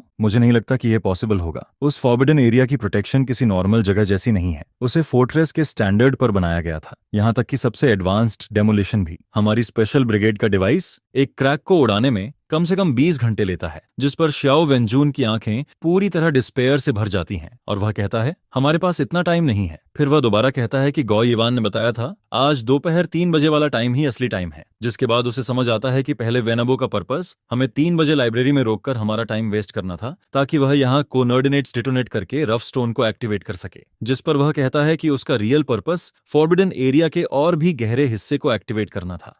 अगर मेरा गेस सही है तो फॉरबिडन एरिया का डिवाइस अभी तक एक्टिवेट हो चुका होगा। फिर उसकी नजर कल्टीवेशन एरिया में रखे उस जायंट रफ स्टोन पर जाती है, जिसके सरफेस पर मूवमेंट अब और तेज होने लगता है। साथ ही उसके अंदर मौजूद 5 कलर्ड लिक्विड हल्की पर्पल लाइट छोड़ना शुरू कर देता है, जिस पर मैं अचानक बोलता हूँ, यह बड़ा रफ स्टोन अपने आप में एक एनर्जी कन्वर्टर है। यह आसमान और धरती से किसी तरह की एनर्जी लेता है और फिर वेनबो के छोड़े हुए कोऑर्डिनेट्स के थ्रू उसे एक स्पेसिफिक सिग्नल में कन्वर्ट करता है, जो फॉरबिडन एरिया के डीपर सेक्शन को एक्टिवेट करने के लिए यूज होता है। फिर मैं कहता हूं कि पहले वाले वेनबो का पर्पस छोटे रफ स्टोन्स को बाहर ले जाना नहीं था, बल्कि रिस्ट्रिक्टेड एरिया के अंदर कुछ भेजना था। मेरी बात सुनकर शियाओ वेंजुन की आंखें अचानक चमक उठती हैं, जिस पर वह जोर से ताली मारता है और कहता है, तुम बिल्कुल सही हो। रिस्ट्रिक्टेड एरिया के अंदर हमारे देश को बहुत पहले आउटर स्पेस से मिला एक मिस्टीरियस ऑब्जेक्ट रखा गया था, जिसे सबसे बड़े साइंटिस्ट्स ने गॉड सीक्रेट मेडिसिन नाम दिया था, क्योंकि कोई भी उसकी रियल नेचर को एनालाइज नहीं कर पाया था। इसी वजह से Kunlun mountain biological science research centre बनाया गया था और वहां उस पर सीक्रेट रिसर्च शुरू होती है। लेकिन फिर रिसर्च के दौरान एक ऐसा एक्सीडेंट हुआ जिसे कंट्रोल नहीं किया जा सका, जिसके बाद उस जगह को छोड़ना पड़ा। फिर शियाओ वेंजुन कहता है कि उनका असली टारगेट यही डिवाइन एलिक्सर है और ये रफ स्टोन्स उसी डिवाइन एलिक्सर को एक्टिवेट करने वाली एनर्जी है। प्लेटो सिर्फ एक मैसेंजर है, जबकि वेनबो उसका एक्टिवेटर है। उनका real purpose in rough stones की एनर्जी का यूज करके फॉरबिडन एरिया की गहराई में मौजूद गॉड सीक्रेट मेडिसिन को कंट्रोल करना या शायद उसे अवेकन करना है। यह कहते हुए शियाओ वेंजुन का फेस और ज्यादा सीरियस हो जाता है। फिर वह कहता है, अगर गॉड सीक्रेट मेडिसिन जाग गया तो उसके कॉन्सिक्वेंसेस का कोई अंदाजा नहीं लगाया जा सकता। वह हमारी हर चीज डिस्ट्रॉय कर सकता है। जिस पर मैं तुरंत कांगलैंग से पूछता हूँ, क्या फॉरबिडन एरिया में जाने का कोई दूसरा रास्ता है? यह सुनकर कांगलैंग कुछ देर सोचता है और फिर कहता है, एक रास्ता है। इसके बाद वह शियाओ वेंजुन की तरफ देखता है और कहता है कि 10 साल पहले हुए एक्सीडेंट के बाद रिस्ट्रिक्टेड एरिया में दोबारा ऐसा कुछ हो जाए, इससे बचने के लिए हमने सीक्रेटली एक इमरजेंसी सेल्फ डिस्ट्रक्ट पैसेज बनाया था। इस रास्ते से हम हाई एनर्जी सब्सटेंस को डायरेक्टली रिस्ट्रिक्टेड एरिया के अंदर भेज सकते हैं और उसे पूरी तरह डिस्ट्रॉय कर सकते हैं। लेकिन यह रास्ता सिर्फ वन वे है। जो भी रिस्ट्रिक्टेड एरिया के अंदर जाएगा वह कभी वापस बाहर नहीं आ पाएगा और पैसेज पैसेज के अंदर अजीब ट्रैप्स और डेडली मैकेनिज्म्स लगे हुए हैं जिन्हें कभी टेस्ट भी नहीं किया गया। आज तक कोई भी उस रास्ते से अंदर नहीं गया है। यह सुनकर श्याओ वेनजून की आंखें तुरंत रिजॉल्व से भर जाती हैं, जिस पर वह कहता है, मुझे वहां ले चलो टीम लीडर श्याओ। जिसके जवाब में सैंगलांग और जोंगले दोनों एक साथ चिल्ला पड़ते हैं, आप नहीं जा सकते, आप टास्क फोर्स के लीडर हैं, आप ये रिस्क नहीं ले सकते। फॉरबिडन एरिया के अंदर क्या है कोई नहीं जानता, वहां सिर्फ डेंजर है। जिस पर श्याओ वेनजून सीधे कहता है, मैं ही टीम लीडर हूं, यहाँ हर चीज पर मेरा हाईएस्ट अथॉरिटी है, सिर्फ मैं ही सारे अलार्म्स और प्रोटेक्शन सिस्टम्स को डिसेबल कर सकता हूँ, सिर्फ मैं ही तुम लोगों को अंदर ले जा सकता हूँ। फिर वह अचानक मेरी तरफ देखता है और कहता है, जुआंग है, तुम मेरे साथ चलोगे, मुझे तुम्हारी इंट्यूशन चाहिए, मुझे तुम्हारी आंखें चाहिए। जिस पर मैं बिना एक पल गनवाए कहता हूँ, ठीक है। मेरा जवाब बिल्कुल साफ था, क्योंकि अब मुझे समझ आ चुका था कि यह सिर्फ मेरी प्रॉब्लम नहीं है, यह देश के लिए है, नेशन के लिए है और हम सबकी सेफ्टी के लिए है। मेरे जवाब को सुनकर कुरोरो की आंखों में हल्की एडमिरेशन दिखाई देती है, लेकिन वह कुछ नहीं कहता। फिर वह मुड़ता है और हमें बेस के एक और हिडन कॉर्नर की तरफ ले जाने लगता है। वहां एक एलॉय डोर होता है जो देखने में बिल्कुल नॉर्मल वॉल जैसा लगता है, जिस पर श्याओ वेनजून अपनी एनक्रिप्टेड डिवाइस पर ऑपरेशन करता है और एलॉय डोर धीरे धीरे खुलने लगता है। डोर के पीछे पहले से भी ज्यादा गहरा, ज्यादा डार्क और ज्यादा ठंडा पैसेज दिखाई देता है। पैसेज के एंट्रेंस पर एक रेड वार्निंग साइन लगा होता है, जिस पर सिर्फ 4 वर्ड्स लिखे होते हैं, द लिविंग एंटर। यह देखकर मैं एक गहरी सांस लेता हूं और श्याओ वेनजून की तरफ देखता हूं। उसका फेस अब पूरी तरह काम हो चुका था। फिर वह धीरे से कहता है, चलो। इसके बाद वह सबसे पहले फॉरबिडन एरिया की तरफ जाने वाले उस रास्ते में कदम रखता है। फिर मैं उसके पीछे चलता हूं, जबकि झोंगली, कांगलांग और बाकी स्पेशल फोर्सेस पैसेज के एंट्रेंस पर गार्ड करते रहते हैं। और पैसेज बंद होने से ठीक पहले अंदर से श्याओ वेनजून की आवाज आती है, चाहे कुछ भी हो जाए, मेरे ऑर्डर के बिना कोई भी फॉरबिडन एरिया के पास आधा कदम भी नहीं आएगा और एलॉय डोर को तोड़ने की कोशिश भी नहीं करेगा। जिस पर हमारे पीछे का एलॉय डोर धीरे धीरे बंद होने लगता है और हम इस अननोन डार्कनेस में पूरी तरह अकेले रह जाते हैं। अब हमारे कानों में सिर्फ हमारी अपनी हार्टबीट की आवाज गूंजती है और साथ ही डेथ की स्मेल पहले से भी ज्यादा स्ट्रांग होती जाती है। यही फॉरबिडन एरिया है, यही वह रियल दुनिया है जिसके बारे में वेनबो ने कहा था। और अब हमारे आगे क्या आने वाला है ये कोई नहीं जानता। पासेज के अंदर हमारे पीछे का एलॉय डोर पूरी तरह बंद हो जाता है, जिसके बाद हमारा बाहर की दुनिया से हर कांटेक्ट कट जाता है। चारों तरफ डार्कनेस फैल जाती है, ठंडी, गीली और मेटल और डस्ट की अजीब स्मेल से भरी हुई डार्कनेस। जिस पर श्याओ वेनजून अपना टैक्टिकल फ्लैशलाइट ऑन करता है। उसकी लाइट 10 साल से अंधेरे में डूबे हुए इस पैसेज को चीरते हुए आगे बढ़ती है और जहां तक वह लाइट पहुंचती है वहां आगे सिर्फ एक बॉटमलेस रास्ता दिखाई देता है। हमारे सामने एक बहुत ही संकरा पैसेज होता है, जिसकी वॉल्स कंक्रीट की नहीं बल्कि किसी अजीब मेटल की बनी होती हैं, जिसे मैंने पहले कभी नहीं देखा था। उसके ऊपर हल्की डल सिल्वर चमक दिखाई देती है। सरफेस इतना स्मूथ होता है कि कहीं कोई जॉइंट या कनेक्शन तक नहीं दिखता। ऐसा लगता है जैसे पूरा पैसेज एक ही जायंट मेटल के पीस से बना हो। जिस पर श्याओ वेनजून उस खाली पैसेज में धीमी आवाज में कहता है, यह मिलिट्री का हाईएस्ट लेवल एलॉय है, 10 साल पहले बनाया गया था और थ्योरी के हिसाब से यह एक छोटे न्यूक्लियर एक्सप्लोजन का इम्पैक्ट भी झेल सकता है। फिर वह अपनी कमर से पिस्टल निकालता है, सेफ्टी खोलता है और कहता है, मेरे पीछे रहो, अब से हम फर्स्ट कॉम्बैट रेडीनेस में हैं। सामने जो भी अननोन लिविंग क्रिएचर मिलेगा उसे होस्टिल टारगेट माना जाएगा। जिस पर मैं चुपचाप सिर हिलाता हूँ। मेरी सेंसेस अब पूरी तरह लिमिट तक पहुंच चुकी थीं। मेरी आंखें धीरे धीरे इस अंधेरे की आदी होने लगती हैं, यहाँ तक कि फ्लैशलाइट के बिना भी मैं आसपास की चीजें मुश्किल से देख पाता हूँ। मेरी इंट्यूशन एक हाई स्पीड रेडार की तरह हर तरफ स्कैन करने लगती है। पासेस बहुत लंबा होता है, हम करीब 5 मिनट तक चलते रहते हैं। हमारे पैरों के नीचे भी वही मेटल फ्लोर होता है और हर कदम के साथ उस सुनसान जगह में एक तेज इको गूंजता है, बूम, हिट हिट। यही आवाज उस जगह की अकेली मेलोडी बन जाती है। लेकिन तभी अचानक मेरे दिल में एक अजीब फीलिंग उठती है। सामने से एक बहुत स्ट्रांग डेंजर फील होने लगता है, जिस पर मैं तुरंत चिल्लाता हूँ, रुक जाओ, और श्याओ वेनजून का हाथ पकड़ लेता हूँ। मेरी आवाज सुनते ही श्याओ वेनजून तुरंत रुक जाता है। उसकी गन का मजल सीधे आगे की तरफ उठ जाता है। उसका पूरा शरीर एक खींचे हुए बो की तरह टेंस हो जाता है। फिर वह धीरे से पूछता है, क्या हुआ? जिस पर मैं सूखे गले से कहता हूँ, सामने कुछ है। मैं उसे फील नहीं कर पा रहा, लेकिन वह बहुत डेंजरस है। फिर श्याओ वेनजून फ्लैशलाइट को और आगे की तरफ करता है। लाइट सीधा पासेज के अंदर जाती है, लेकिन वहां कुछ भी नहीं दिखता। सामने सब कुछ खाली होता है। जिस पर वह मेरी तरफ देखकर पूछता है, तुम श्योर हो? और मैं बिना नजर हटाए कहता हूँ, हाँ, क्योंकि मेरे माथे पर ठंडा पसीना आने लगता है। वह डेंजर अब और भी ज्यादा स्ट्रांग फील होने लगता है, जैसे अंधेरे में कोई इनविजिबल आंख हमें लगातार घूर रही हो। ये सुनकर श्याओ वेंजून अब मेरे जजमेंट पर शक नहीं करता। फिर वह अपनी पॉकेट से एक छोटा सिल्वर लाइट स्टिक निकालता है, जिसके बाद वह पूरी ताकत से उसे आगे फेंक देता है। वह सिल्वर लाइट स्टिक हवा में एक आर्क बनाता हुआ करीब 50 मीटर दूर जाकर जमीन पर गिरता है।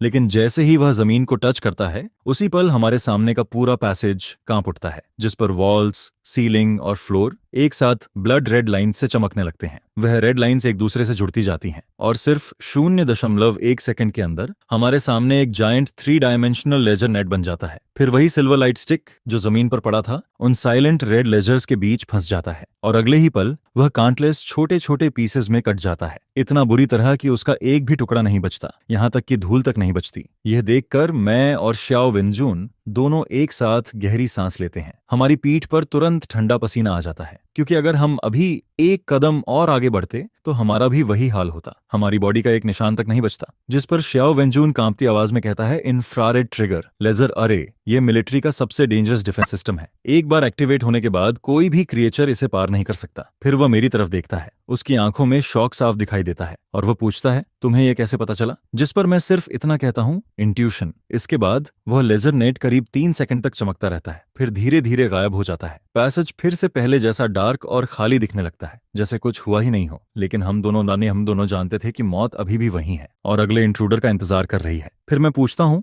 अब क्या करें? जिस पर श्याओ वेंजून खुद को शांत करता है और कहता है, हर डिफेंस सिस्टम का कोई ना कोई पैटर्न होता है, या तो इसका फिक्स्ड इंटरवल होगा या फिर कोई पासवर्ड, लेकिन हमारे पास पासवर्ड नहीं है, इसलिए हमें इसका कमजोर पॉइंट ढूंढना होगा। इसके बाद हम दोनों उसी डार्कनेस में चुपचाप खड़े रहते हैं। 1 मिनट गुजरता है, फिर 5 मिनट, फिर 10 मिनट, लेकिन वह लेजर दोबारा एक्टिवेट नहीं होता। जिस पर श्याओ वेंजून की भौहें सिकुड़ जाती हैं। वह कहता है, ये स्ट्रेंज है, आर्म डिफेंस सिस्टम्स एनर्जी बचाने के लिए स्टैंड बाय में नहीं रहते। जब तक कि वह अचानक कुछ सोचता है, फिर कहता है, जब तक इसका ट्रिगर मूवमेंट ना हो। इसके बाद वह अपनी पॉकेट से एक छोटा मेटल बॉल निकालता है, लेकिन इस बार वह उसे फेंकता नहीं है। वह उसे धीरे से जमीन पर रखता है और अपने पैर से उसे आगे धक्का देता है। मेटल बॉल स्मूथ फ्लोर पर धीरे धीरे रोल करने लगता है। 1 मीटर, 2 मीटर, 3 मीटर, लेकिन कुछ नहीं होता। कोई लेजर एक्टिवेट नहीं होता। यह देखकर श्याओ वेंजून का फेस और सीरियस हो जाता है। फिर वह कहता है, ना इंफ्रारेड, ना वाइब्रेशन, तो फिर इसका ट्रिगर क्या है? जिस पर मैं उस रोलिंग मेटल बॉल को घूरता रहता हूँ। तभी अचानक मेरे दिमाग में एक क्रेजी थॉट आता है और मैं तुरंत बोल पड़ता हूँ, साउंड। ये साउंड से ट्रिगर होता है। फिर मैं कहता हूँ, जब सिल्वर लाइट स्टिक जमीन पर गिरा था तब उसने आवाज की थी, लेकिन यह मेटल बॉल रोल करते हुए ऑलमोस्ट कोई साउंड नहीं कर रहा। मेरी बात सुनते ही श्याओ वेंजून की आंखें फैल जाती हैं, जैसे उसे सब समझ आ गया हो। फिर वह धीरे से अपना हाथ उठाता है और साइलेंस का इशारा करता है। इसके बाद वह अपनी उंगली अपने गले पर रखता है और सामने की तरफ इशारा करता है। उसका मतलब बिल्कुल साफ होता है। आगे का रास्ता हमें पूरी तरह बिना आवाज के पार करना होगा। एक भी साउंड नहीं, यहाँ तक कि सांस और हार्ट बीट की आवाज भी नहीं। ये लगभग इम्पॉसिबल था, लेकिन हमारे पास कोई दूसरा ऑप्शन भी नहीं होता। जिस पर हम दोनों एक दूसरे की तरफ देखते हैं और फिर मैं एक गहरी सांस लेता हूँ। मैं अपनी ब्रीदिंग को जितना हो सके उतना स्लो कर देता हूँ। मेरा हार्ट बीट भी धीरे धीरे कम होने लगता है, जिसके बाद हम दोनों दो भूतों की तरह बहुत धीरे धीरे आगे बढ़ने लगते हैं। जैसे ही हम उस डेथ वाले एरिया में कदम रखते हैं, हर कदम ऐसा फील होता है जैसे किसी नाइफ की नोक पर चल रहे हों। मेरा पूरा ध्यान सिर्फ अपने कदमों और अपनी सांसों पर होता है, क्योंकि मुझे डर होता है कि कहीं मुझसे जरा सी भी आवाज ना निकल जाए। जिस पर उस समय टाइम बहुत लंबा लगने लगता है। हम करीब आधे घंटे तक धीरे धीरे चलते रहते हैं और जब मैं आखिरकार उस एरिया से बाहर निकलता हूँ, तब मुझे पता चलता है कि मेरी कॉम्बैट यूनिफॉर्म पूरी तरह पसीने से भीग चुकी है। हम मौत के मुंह से निकल चुके थे, लेकिन हमें इस बात का फील होने का टाइम भी नहीं मिलता, क्योंकि तभी हमारे सामने वाले पैसेज में एक डोर दिखाई देता है। डोर के बीच की छोटी सी क्रैक से हल्की पेल लाइट बाहर आ रही होती है, लेकिन उसी के साथ उस क्रैक से ब्लड की स्मेल भी बाहर आने लगती है। जिस पर मैं और श्याओ वेनजून एक दूसरे की तरफ देखते हैं।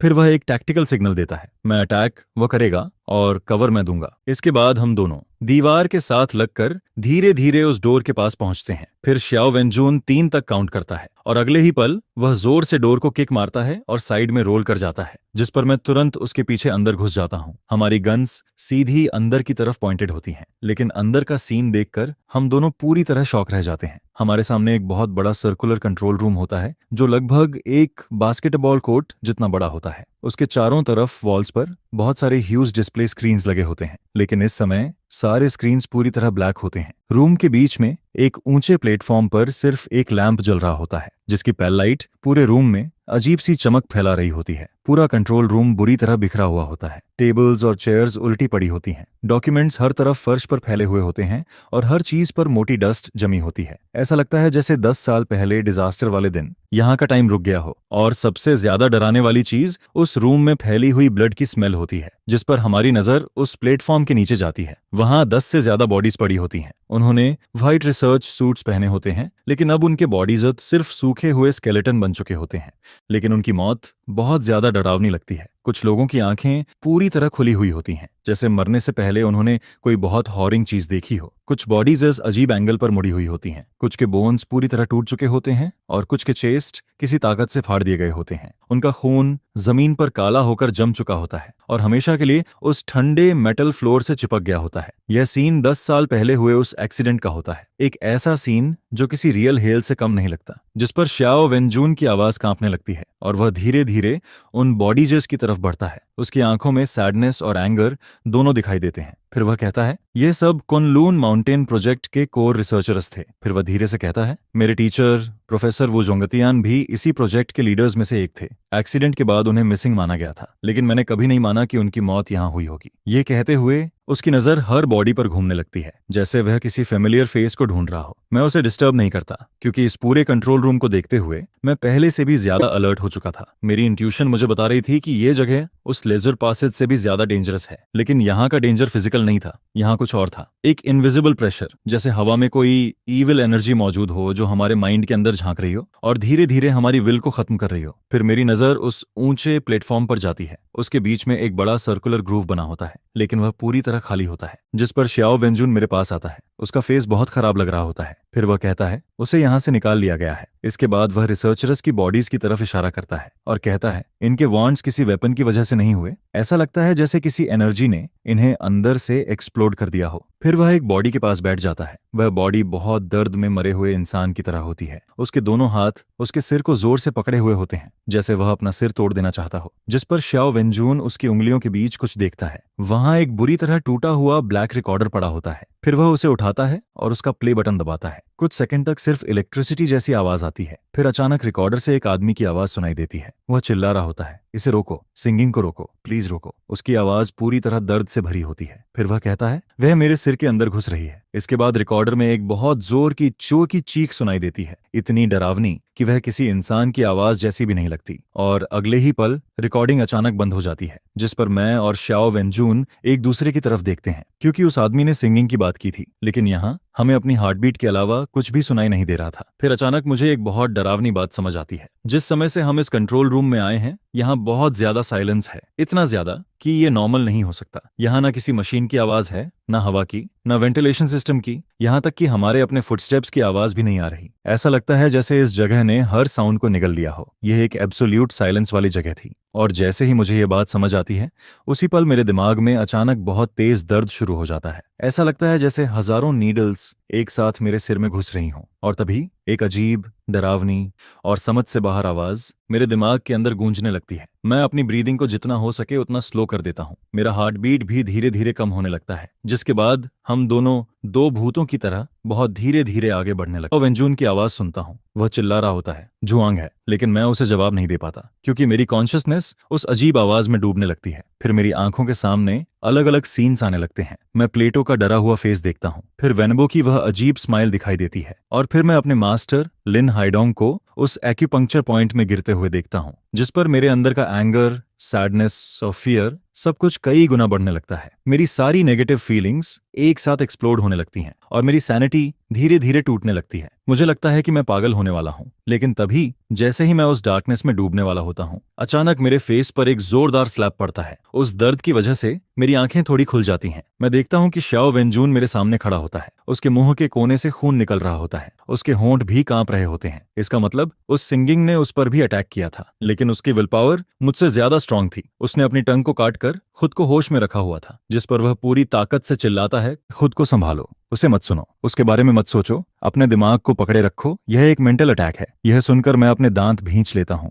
मेरे मुंह में खून का टेस्ट भर जाता है। मैं खुद को उस दर्द पर फोकस करने की कोशिश करता हूँ ताकि उस आवाज से बच सकूं, लेकिन वह काम नहीं करता, क्योंकि वह सिंगिंग अब और भी ज्यादा क्लियर और क्रेजी होती जाती है। मेरी आंखों के सामने सब कुछ धुंधला होने लगता है और मुझे फील होता है कि अब मैं ज्यादा देर तक नहीं टिक पाऊंगा। लेकिन तभी मेरी चेस्ट पर रखा हुआ मेरे मास्टर लिन हाइडोंग का रेलिक, जो हमेशा से मेरे साथ था, अचानक हल्का सा ग्लो करने लगता है। वह एक साधारण सा ग्रे पेंडेंट होता है, लेकिन उस समय उसके अंदर से हल्की वार्म एनर्जी निकलने लगती है, जिस पर वह एनर्जी एक साफ नदी की तरह मेरे पूरे शरीर में फैल जाती है। और जैसे ही वह मेरे दिमाग तक पहुंचती है, वह पागल सिंगिंग अचानक पीछे हटने लगती है, जैसे उसे उसका दुश्मन मिल गया हो। कुछ ही सेकंड में मेरा दिमाग फिर से शांत होने लगता है, मेरा दर्द गायब हो जाता है और मैं जोर जोर से सांस लेने लगता हूँ, जैसे अभी अभी पानी में डूबने के बाद बाहर आया हूँ। जिस पर श्याओ वेनजून शॉक होकर मेरी तरफ देखता है और पूछता है, तुम ठीक हो? मैं दीवार का सहारा लेते हुए सिर हिलाता हूँ। फिर मेरी नजर अपनी चेस्ट पर जाती है। वह ग्रे पेंडेंट अभी भी हल्की गोल्डन लाइट छोड़ रहा होता है, बहुत हल्की लेकिन साफ दिखाई देने वाली। मुझे तभी समझ आता है कि उसी ने मुझे बचाया है। जिस पर श्याओ वेनजून भी उस पेंडेंट को नोटिस करता है। फिर वह पूछता है, यह क्या है? और मैं कहता हूँ, ये मेरे मास्टर की छोड़ी हुई चीज है। मुझे नहीं पता ये ग्लो क्यों करता है, लेकिन शायद यह इस मेंटल अटैक को रोक सकता है। मेरी बात सुनकर श्याओ वेनजून की आंखें और भी स्ट्रेंज हो जाती हैं। वह मुझे ऐसे देखने लगता है जैसे पहली बार मुझे देख रहा हो, जैसे वह मेरे अंदर कोई सीक्रेट ढूंढ रहा हो। लेकिन तभी अचानक पूरा सेंट्रल कंट्रोल रूम जोर से हिलने लगता है, जिस पर चारों तरफ लगे सारे ब्लैक स्क्रीन्स एक साथ ऑन हो जाते हैं। लेकिन उन स्क्रीन्स पर कोई डेटा या कैमरा फुटेज नहीं आता। वहां सिर्फ एक आंख दिखाई देती है। वह आंख बहुत बड़ी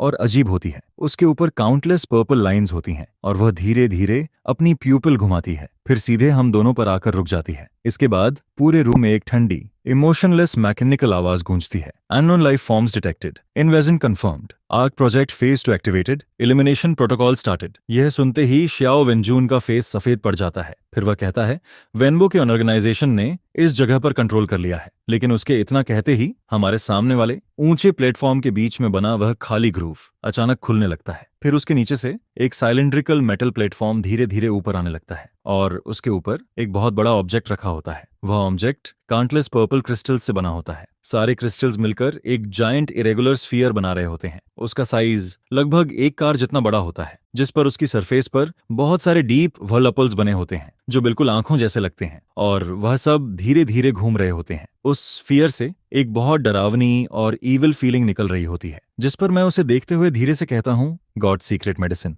मेरी आवाज तक कांपने लगती है, क्योंकि यही वह चीज थी जिसे देश पिछले 10 साल से ढूंढ रहा था। आउटर स्पेस से आई हुई वह मिस्टीरियस चीज जो इस पूरे डिजास्टर की जड़ थी। फिर वह जायंट स्फीयर अचानक एक भारी रॉयर जैसी आवाज निकालता है, जिसकी वजह से पूरा कंट्रोल रूम फिर से हिलने लगता है, जिस पर रूम की वॉल्स टूटने लगती हैं। उनमें बड़े बड़े क्रैक्स आ जाते हैं और उन क्रैक्स के अंदर से मोटे ब्लैक मेटल थ्रेड्स बाहर निकलने लगते हैं। वह ऐसे लगते हैं जैसे जायंट ब्लैक स्नेक्स जाग गए हों और अगले ही पल वह सब हमारी तरफ पागलों की तरह बढ़ने लगते हैं। जिस पर श्याओ वेनजून जोर से चिल्लाता है और मुझे खींचकर एक कंसोल के पीछे कवर में ले जाता है और जैसे ही हम वहां छिपते हैं, एक जायंट मेटल थ्रेड वहां आकर गिरता है जहां हम कुछ सेकंड पहले खड़े थे। उसके अटैक से एलॉय फ्लोर में एक बड़ा गड्ढा बन जाता है, लेकिन उसके बाद और भी मेटल थ्रेड्स चारों तरफ से आने लगते हैं। धीरे धीरे वह हमारे सारे रास्ते बंद कर देते हैं, जिस पर श्याओ वेनजून अपनी पिस्टल उठाता है और उन पर लगातार फायरिंग करने लगता है। दादा बुलेट्स उन ब्लैक थ्रेड्स पर लगती हैं, स्पार्क्स भी निकलते हैं, लेकिन उन पर सिर्फ छोटे व्हाइट मार्क्स बनते हैं। उन्हें कोई रियल डैमेज नहीं होता। यह देखकर मैं चिल्लाता हूँ, बेकार है ये बेस का डिफेंस सिस्टम है, नॉर्मल वेपन्स इन पर काम नहीं करेंगे। मैं उन टूटे हुए सर्वर्स के बीच पागलों की तरह उसे ढूंढने लगता हूँ और फिर अचानक मुझे वह दिखाई देता है। वह वहीं चुपचाप पड़ा होता है। उसके ऊपर डस्ट और टूटे हुए बॉडीज के टुकड़े पड़े होते हैं। उसका चेहरा बिल्कुल सफेद पड़ चुका होता है, जैसे उसके शरीर में खून की एक बूंद भी न बची हो। उसके मुंह के किनारे पर खून की एक पतली सी लाइन जमी होती है। उसकी कॉम्बैट यूनिफॉर्म कई जगह से फटी हुई होती है और खून उसके कपड़ों के अंदर तक फैल चुका होता है। वह अपनी आंखें बंद किए पड़ा होता है, बिल्कुल बिना हिले, जैसे उसकी सांस भी बंद हो चुकी हो, जिस पर मेरा दिमाग एकदम खाली हो जाता है। ऐसा लगता है जैसे उस पल मेरे आसपास का टाइम रुक गया हो। फिर मैं कांपते हुए अपना हाथ उसके पास ले जाता हूँ और उसकी नाक के पास रखता हूँ। ठंडा, बहुत ठंडा, जिस पर उसी पल मेरी पूरी दुनिया टूट जाती है। लेकिन तभी जब मैं पूरी तरह टूटने वाला होता हूँ, मुझे अपनी उंगलियों पर बहुत हल्की सी हवा महसूस होती है, इतनी हल्की कि शायद कोई नोटिस भी ना करे। लेकिन वह रियल होती है, वह जिंदा था, वह अभी भी सांस ले रहा था। यह महसूस होते ही मेरे अंदर की सारी डिस्पेयर एक पल में गायब हो जाती है, जैसे किसी ने मुझे मौत के किनारे से वापस खींच लिया हो। फिर मैं बहुत संभल कर उसके ऊपर पड़े हुए टूटे बॉडीज और मलबे को हटाता हूँ और उसे अपनी बाहों में उठा लेता हूँ। उसका शरीर बहुत हल्का और बहुत ठंडा होता है। फिर मैं अपना कान उसकी चेस्ट पर रखता हूँ और तभी मुझे उसकी हार्टबीट सुनाई देती है, बहुत धीमी लेकिन अभी भी चल रही, एक बार फिर एक बार, जैसे कोई मरती हुई बटरफ्लाई आखिरी बार अपने विंग्स हिला रही हो। जिस पर मैं जल्दी से उसकी इंजरीज चेक करता हूँ। उसकी हालत बहुत बुरी होती है। उसका लेफ्ट आर्म अजीब तरीके से मुड़ा हुआ होता है, साफ पता चलता है कि वह टूट चुका है। उसकी बैक पर भी बहुत बड़ा ब्रूज होता है, शायद उसे बहुत जोर से किसी चीज ने मारा था और उसके अंदरूनी ऑर्गन्स भी डैमेज हुए हो सकते हैं। लेकिन सबसे डेंजरस वंड उसके फोरहेड पर होता है। वहां एक गहरी क्रैक बनी होती है और उसमें से अभी भी खून निकल रहा होता है। उसे देखकर मेरा फेस और भी सफेद पड़ जाता है। मेरा दिल ऐसे दर्द करने लगता है जैसे कोई उसे नाइफ से काट रहा हो। लेकिन तभी मेरी चेस्ट पर रखा हुआ वह ग्रे पेंडेंट जो मेरे मास्टर लिन हाइडोंग ने छोड़ा था, फिर से हल्का ग्लो करने लगता है, जिस पर उसके अंदर से वही वार्म एनर्जी निकलती है। फिर मैं वह पेंडेंट उतारता हूँ और धीरे से उसके फोरहेड वाले वंड पर रख देता हूँ और अगले ही पल एक मिरेकल होता है। जैसे ही पेंडेंट उस वंड को टच करता है, उसके अंदर से सॉफ्ट गोल्डन लाइट निकलने लगती है। वह लाइट उसके वंड को पूरी तरह ढक लेती है, जिस पर उसके फोरहेड से निकलता हुआ खून धीरे धीरे रुकने लगता है और उसकी स्किन आंखों के सामने धीरे धीरे जुड़ने लगती है, जैसे कोई इनविजिबल ताकत उसके घाव को हील कर रही हो। यह देखकर मैं पूरी तरह शॉक रह जाता हूँ। मैं कुछ बोल ही नहीं पाता, क्योंकि अब तक मुझे समझ नहीं आता कि यह चीज आखिर है क्या। यह सिर्फ मेंटल अटैक को ही नहीं रोकती, ये वुंड्स भी हील कर सकती है। जिस पर मेरे दिमाग में सिर्फ एक ही बात आती है, मास्टर, आपने मेरे लिए आखिर क्या छोड़ दिया था। लेकिन उस समय मेरे पास इसके बारे में सोचने का भी टाइम नहीं होता, क्योंकि इतना काफी था कि उसकी हालत फिलहाल स्टेबल हो चुकी थी। फिर मैं एक लंबी सांस लेता हूँ और पूरी तरह थककर वहीं जमीन पर बैठ जाता हूँ। ऐसा लगता है जैसे मेरी बॉडी के अंदर की सारी ताकत खत्म हो चुकी हो। मैं दीवार से टिककर जोर जोर से सांस लेने लगता हूँ। लेकिन तभी मेरी नजर कंट्रोल रूम के दूसरी तरफ जाती है और वहां जो मैं देखता हूँ, उसे देखकर मेरा खून जम जाता है। जो रिसर्चर्स 10 साल से मरे हुए पड़े थे, वह हिलने लगते हैं। यह कोई इल्यूजन नहीं होता, मैं साफ देखता हूँ। वह सारे ड्राइड बॉडीज जो प्लेटफॉर्म के आसपास पड़े थे, अब बहुत धीरे धीरे कांपने लगते हैं। उनका मूवमेंट इतना स्लो और इतना स्ट्रेंज होता है जैसे कोई इनविजिबल ताकत उन्हें मौत की नींद से जगा रही हो, जिस पर मेरे पूरे शरीर में डर दौड़ जाता है। और इस बार जो फियर मुझे महसूस होता है, वह उन मेटल टेंटलर्स से भी ज्यादा खतरनाक होता है। मैं तुरंत बेहोश पड़े श्याओ वेनजून को अपने पीछे करता हूँ, फिर अपनी गन निकालकर उन बॉडीज की तरफ एम कर देता हूँ। लेकिन मेरी उंगलियां भी कांप रही होती हैं, क्योंकि सामने जो हो रहा था वह किसी नाइटमेयर से कम नहीं था। उन बॉडीज पर जमे हुए ब्राउन ब्लड स्टेंस फिर से हिलने लगते हैं और फिर पूरे रूम में बोन्स के घिसने की डरावनी आवाज गूंजने लगती है,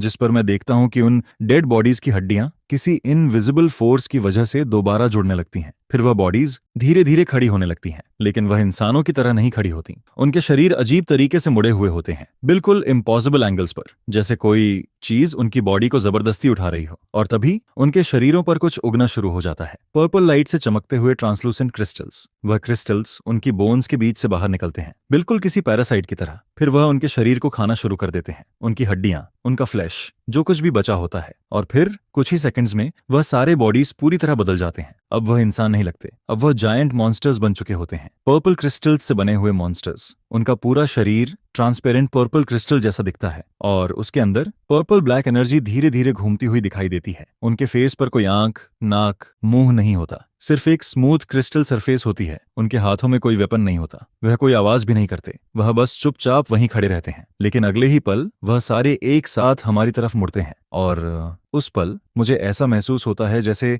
मेरी सोल तक जम गई हो, क्योंकि अब मैं किसी इंसान, किसी मॉन्स्टर या किसी समझ आने वाले एनिमी के सामने नहीं था। मेरे सामने ह्यूमैनिटी की समझ से बाहर कुछ खड़ा था। वह हमें देख रहे होते हैं, वह हमें जज कर रहे होते हैं और ये फीलिंग किसी भी अटैक से ज्यादा डरावनी होती है। लेकिन तभी मेरी बाहों में पड़ा श्याओ वेनजून हल्का सा कराहता है, जिस पर वह धीरे धीरे अपनी आंखें खोलने लगता है। पहले उसकी आंखें खाली और कंफ्यूज्ड होती हैं, लेकिन जैसे ही उसकी नजर सामने खड़े उन मॉन्स्टर्स पर पड़ती है, उसका चेहरा अचानक बदल जाता है। उसके सामने का सीन देखते ही श्याओ वेंजून का फेस बिल्कुल बर्फ की तरह ठंडा हो जाता है। लेकिन पहली बार उसकी आंखों में ऐसा डर दिखाई देता है जिसे वह छुपा नहीं पाती। जिस पर वह कांपती हुई आवाज में कहती है, यह आखिर क्या है। उसकी आवाज बहुत कमजोर और भारी होती है, जैसे वह खुद भी इस चीज को समझने से डर रही हो। फिर वह उठने की कोशिश करती है, लेकिन मैं तुरंत उसे रोक देता हूँ और वापस नीचे दबा देता हूँ। फिर मैं धीरे से कहता हूँ, मत हिलो। इसके बाद वह सामने उन क्रिस्टल मॉन्स्टर्स को देखते हुए धीरे से कहती है, गॉड सीक्रेट मेडिसिन की एनर्जी उन डेड बॉडीज को कॉन्टामिनेट कर चुकी है। यह कहते ही उसका पूरा शरीर कांपने लगता है, क्योंकि वह भी समझ चुकी थी कि इसका मतलब क्या है। फिर वह धीरे धीरे अपने आप से बोलने लगती है, आर्क प्रोजेक्ट फेज 2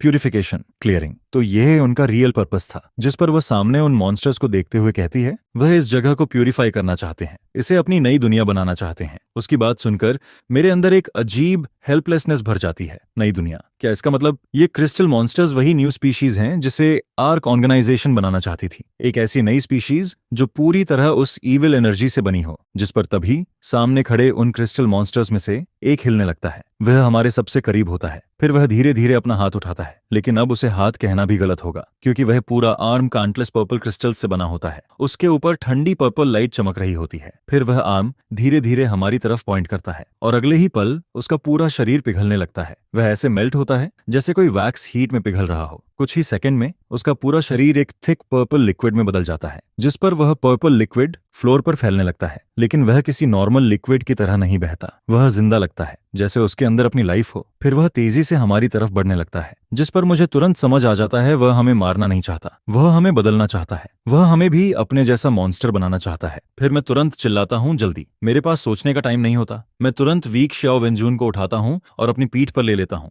फिर मैं मुड़कर कंट्रोल पैनल की तरफ दौड़ता हूँ। मेरा दिमाग बहुत तेजी से काम करने लगता है, क्योंकि इमरजेंसी बैकअप सिस्टम का स्क्रीन अभी भी ऑन होता है, जिस पर मैं श्याओ वेंजून को अपने पीछे रखते हुए पूरी ताकत से उस पैनल तक पहुंचता हूं। फिर मैं उसे नीचे बैठाता हूं। एक हाथ में मैं गन पकड़े रहता हूं और दूसरे हाथ से उस डस्टी टच स्क्रीन को तेजी से चलाने लगता हूं। फिर मैं बेस का पूरा स्ट्रक्चर मैप खोलता हूं, लेकिन पीछे से वह पर्पल लिक्विड तेजी से हमारी तरफ आ रहा होता है। अब वह हमसे 10 मीटर से भी कम दूर रह जाता है। उसके अंदर से एक अजीब सी स्वीट स्मेल आ रही होती है, जो और भी ज्यादा डरावनी लगती है, जिस पर स्क्रीन पर दिखाई देता है कि यह बेस हमारी सोच से भी कहीं ज्यादा बड़ा है। हम जिस कंट्रोल रूम में होते हैं उसके नीचे पूरे 5 और फ्लोर्स बने होते हैं, और उनमें एक बड़ा एक्सपेरिमेंटल एरिया होता है, एक एनर्जी एरिया होता है, एक इकोलॉजिकल सिमुलेशन एरिया होता है और एक जीन एडिटिंग एरिया होता है।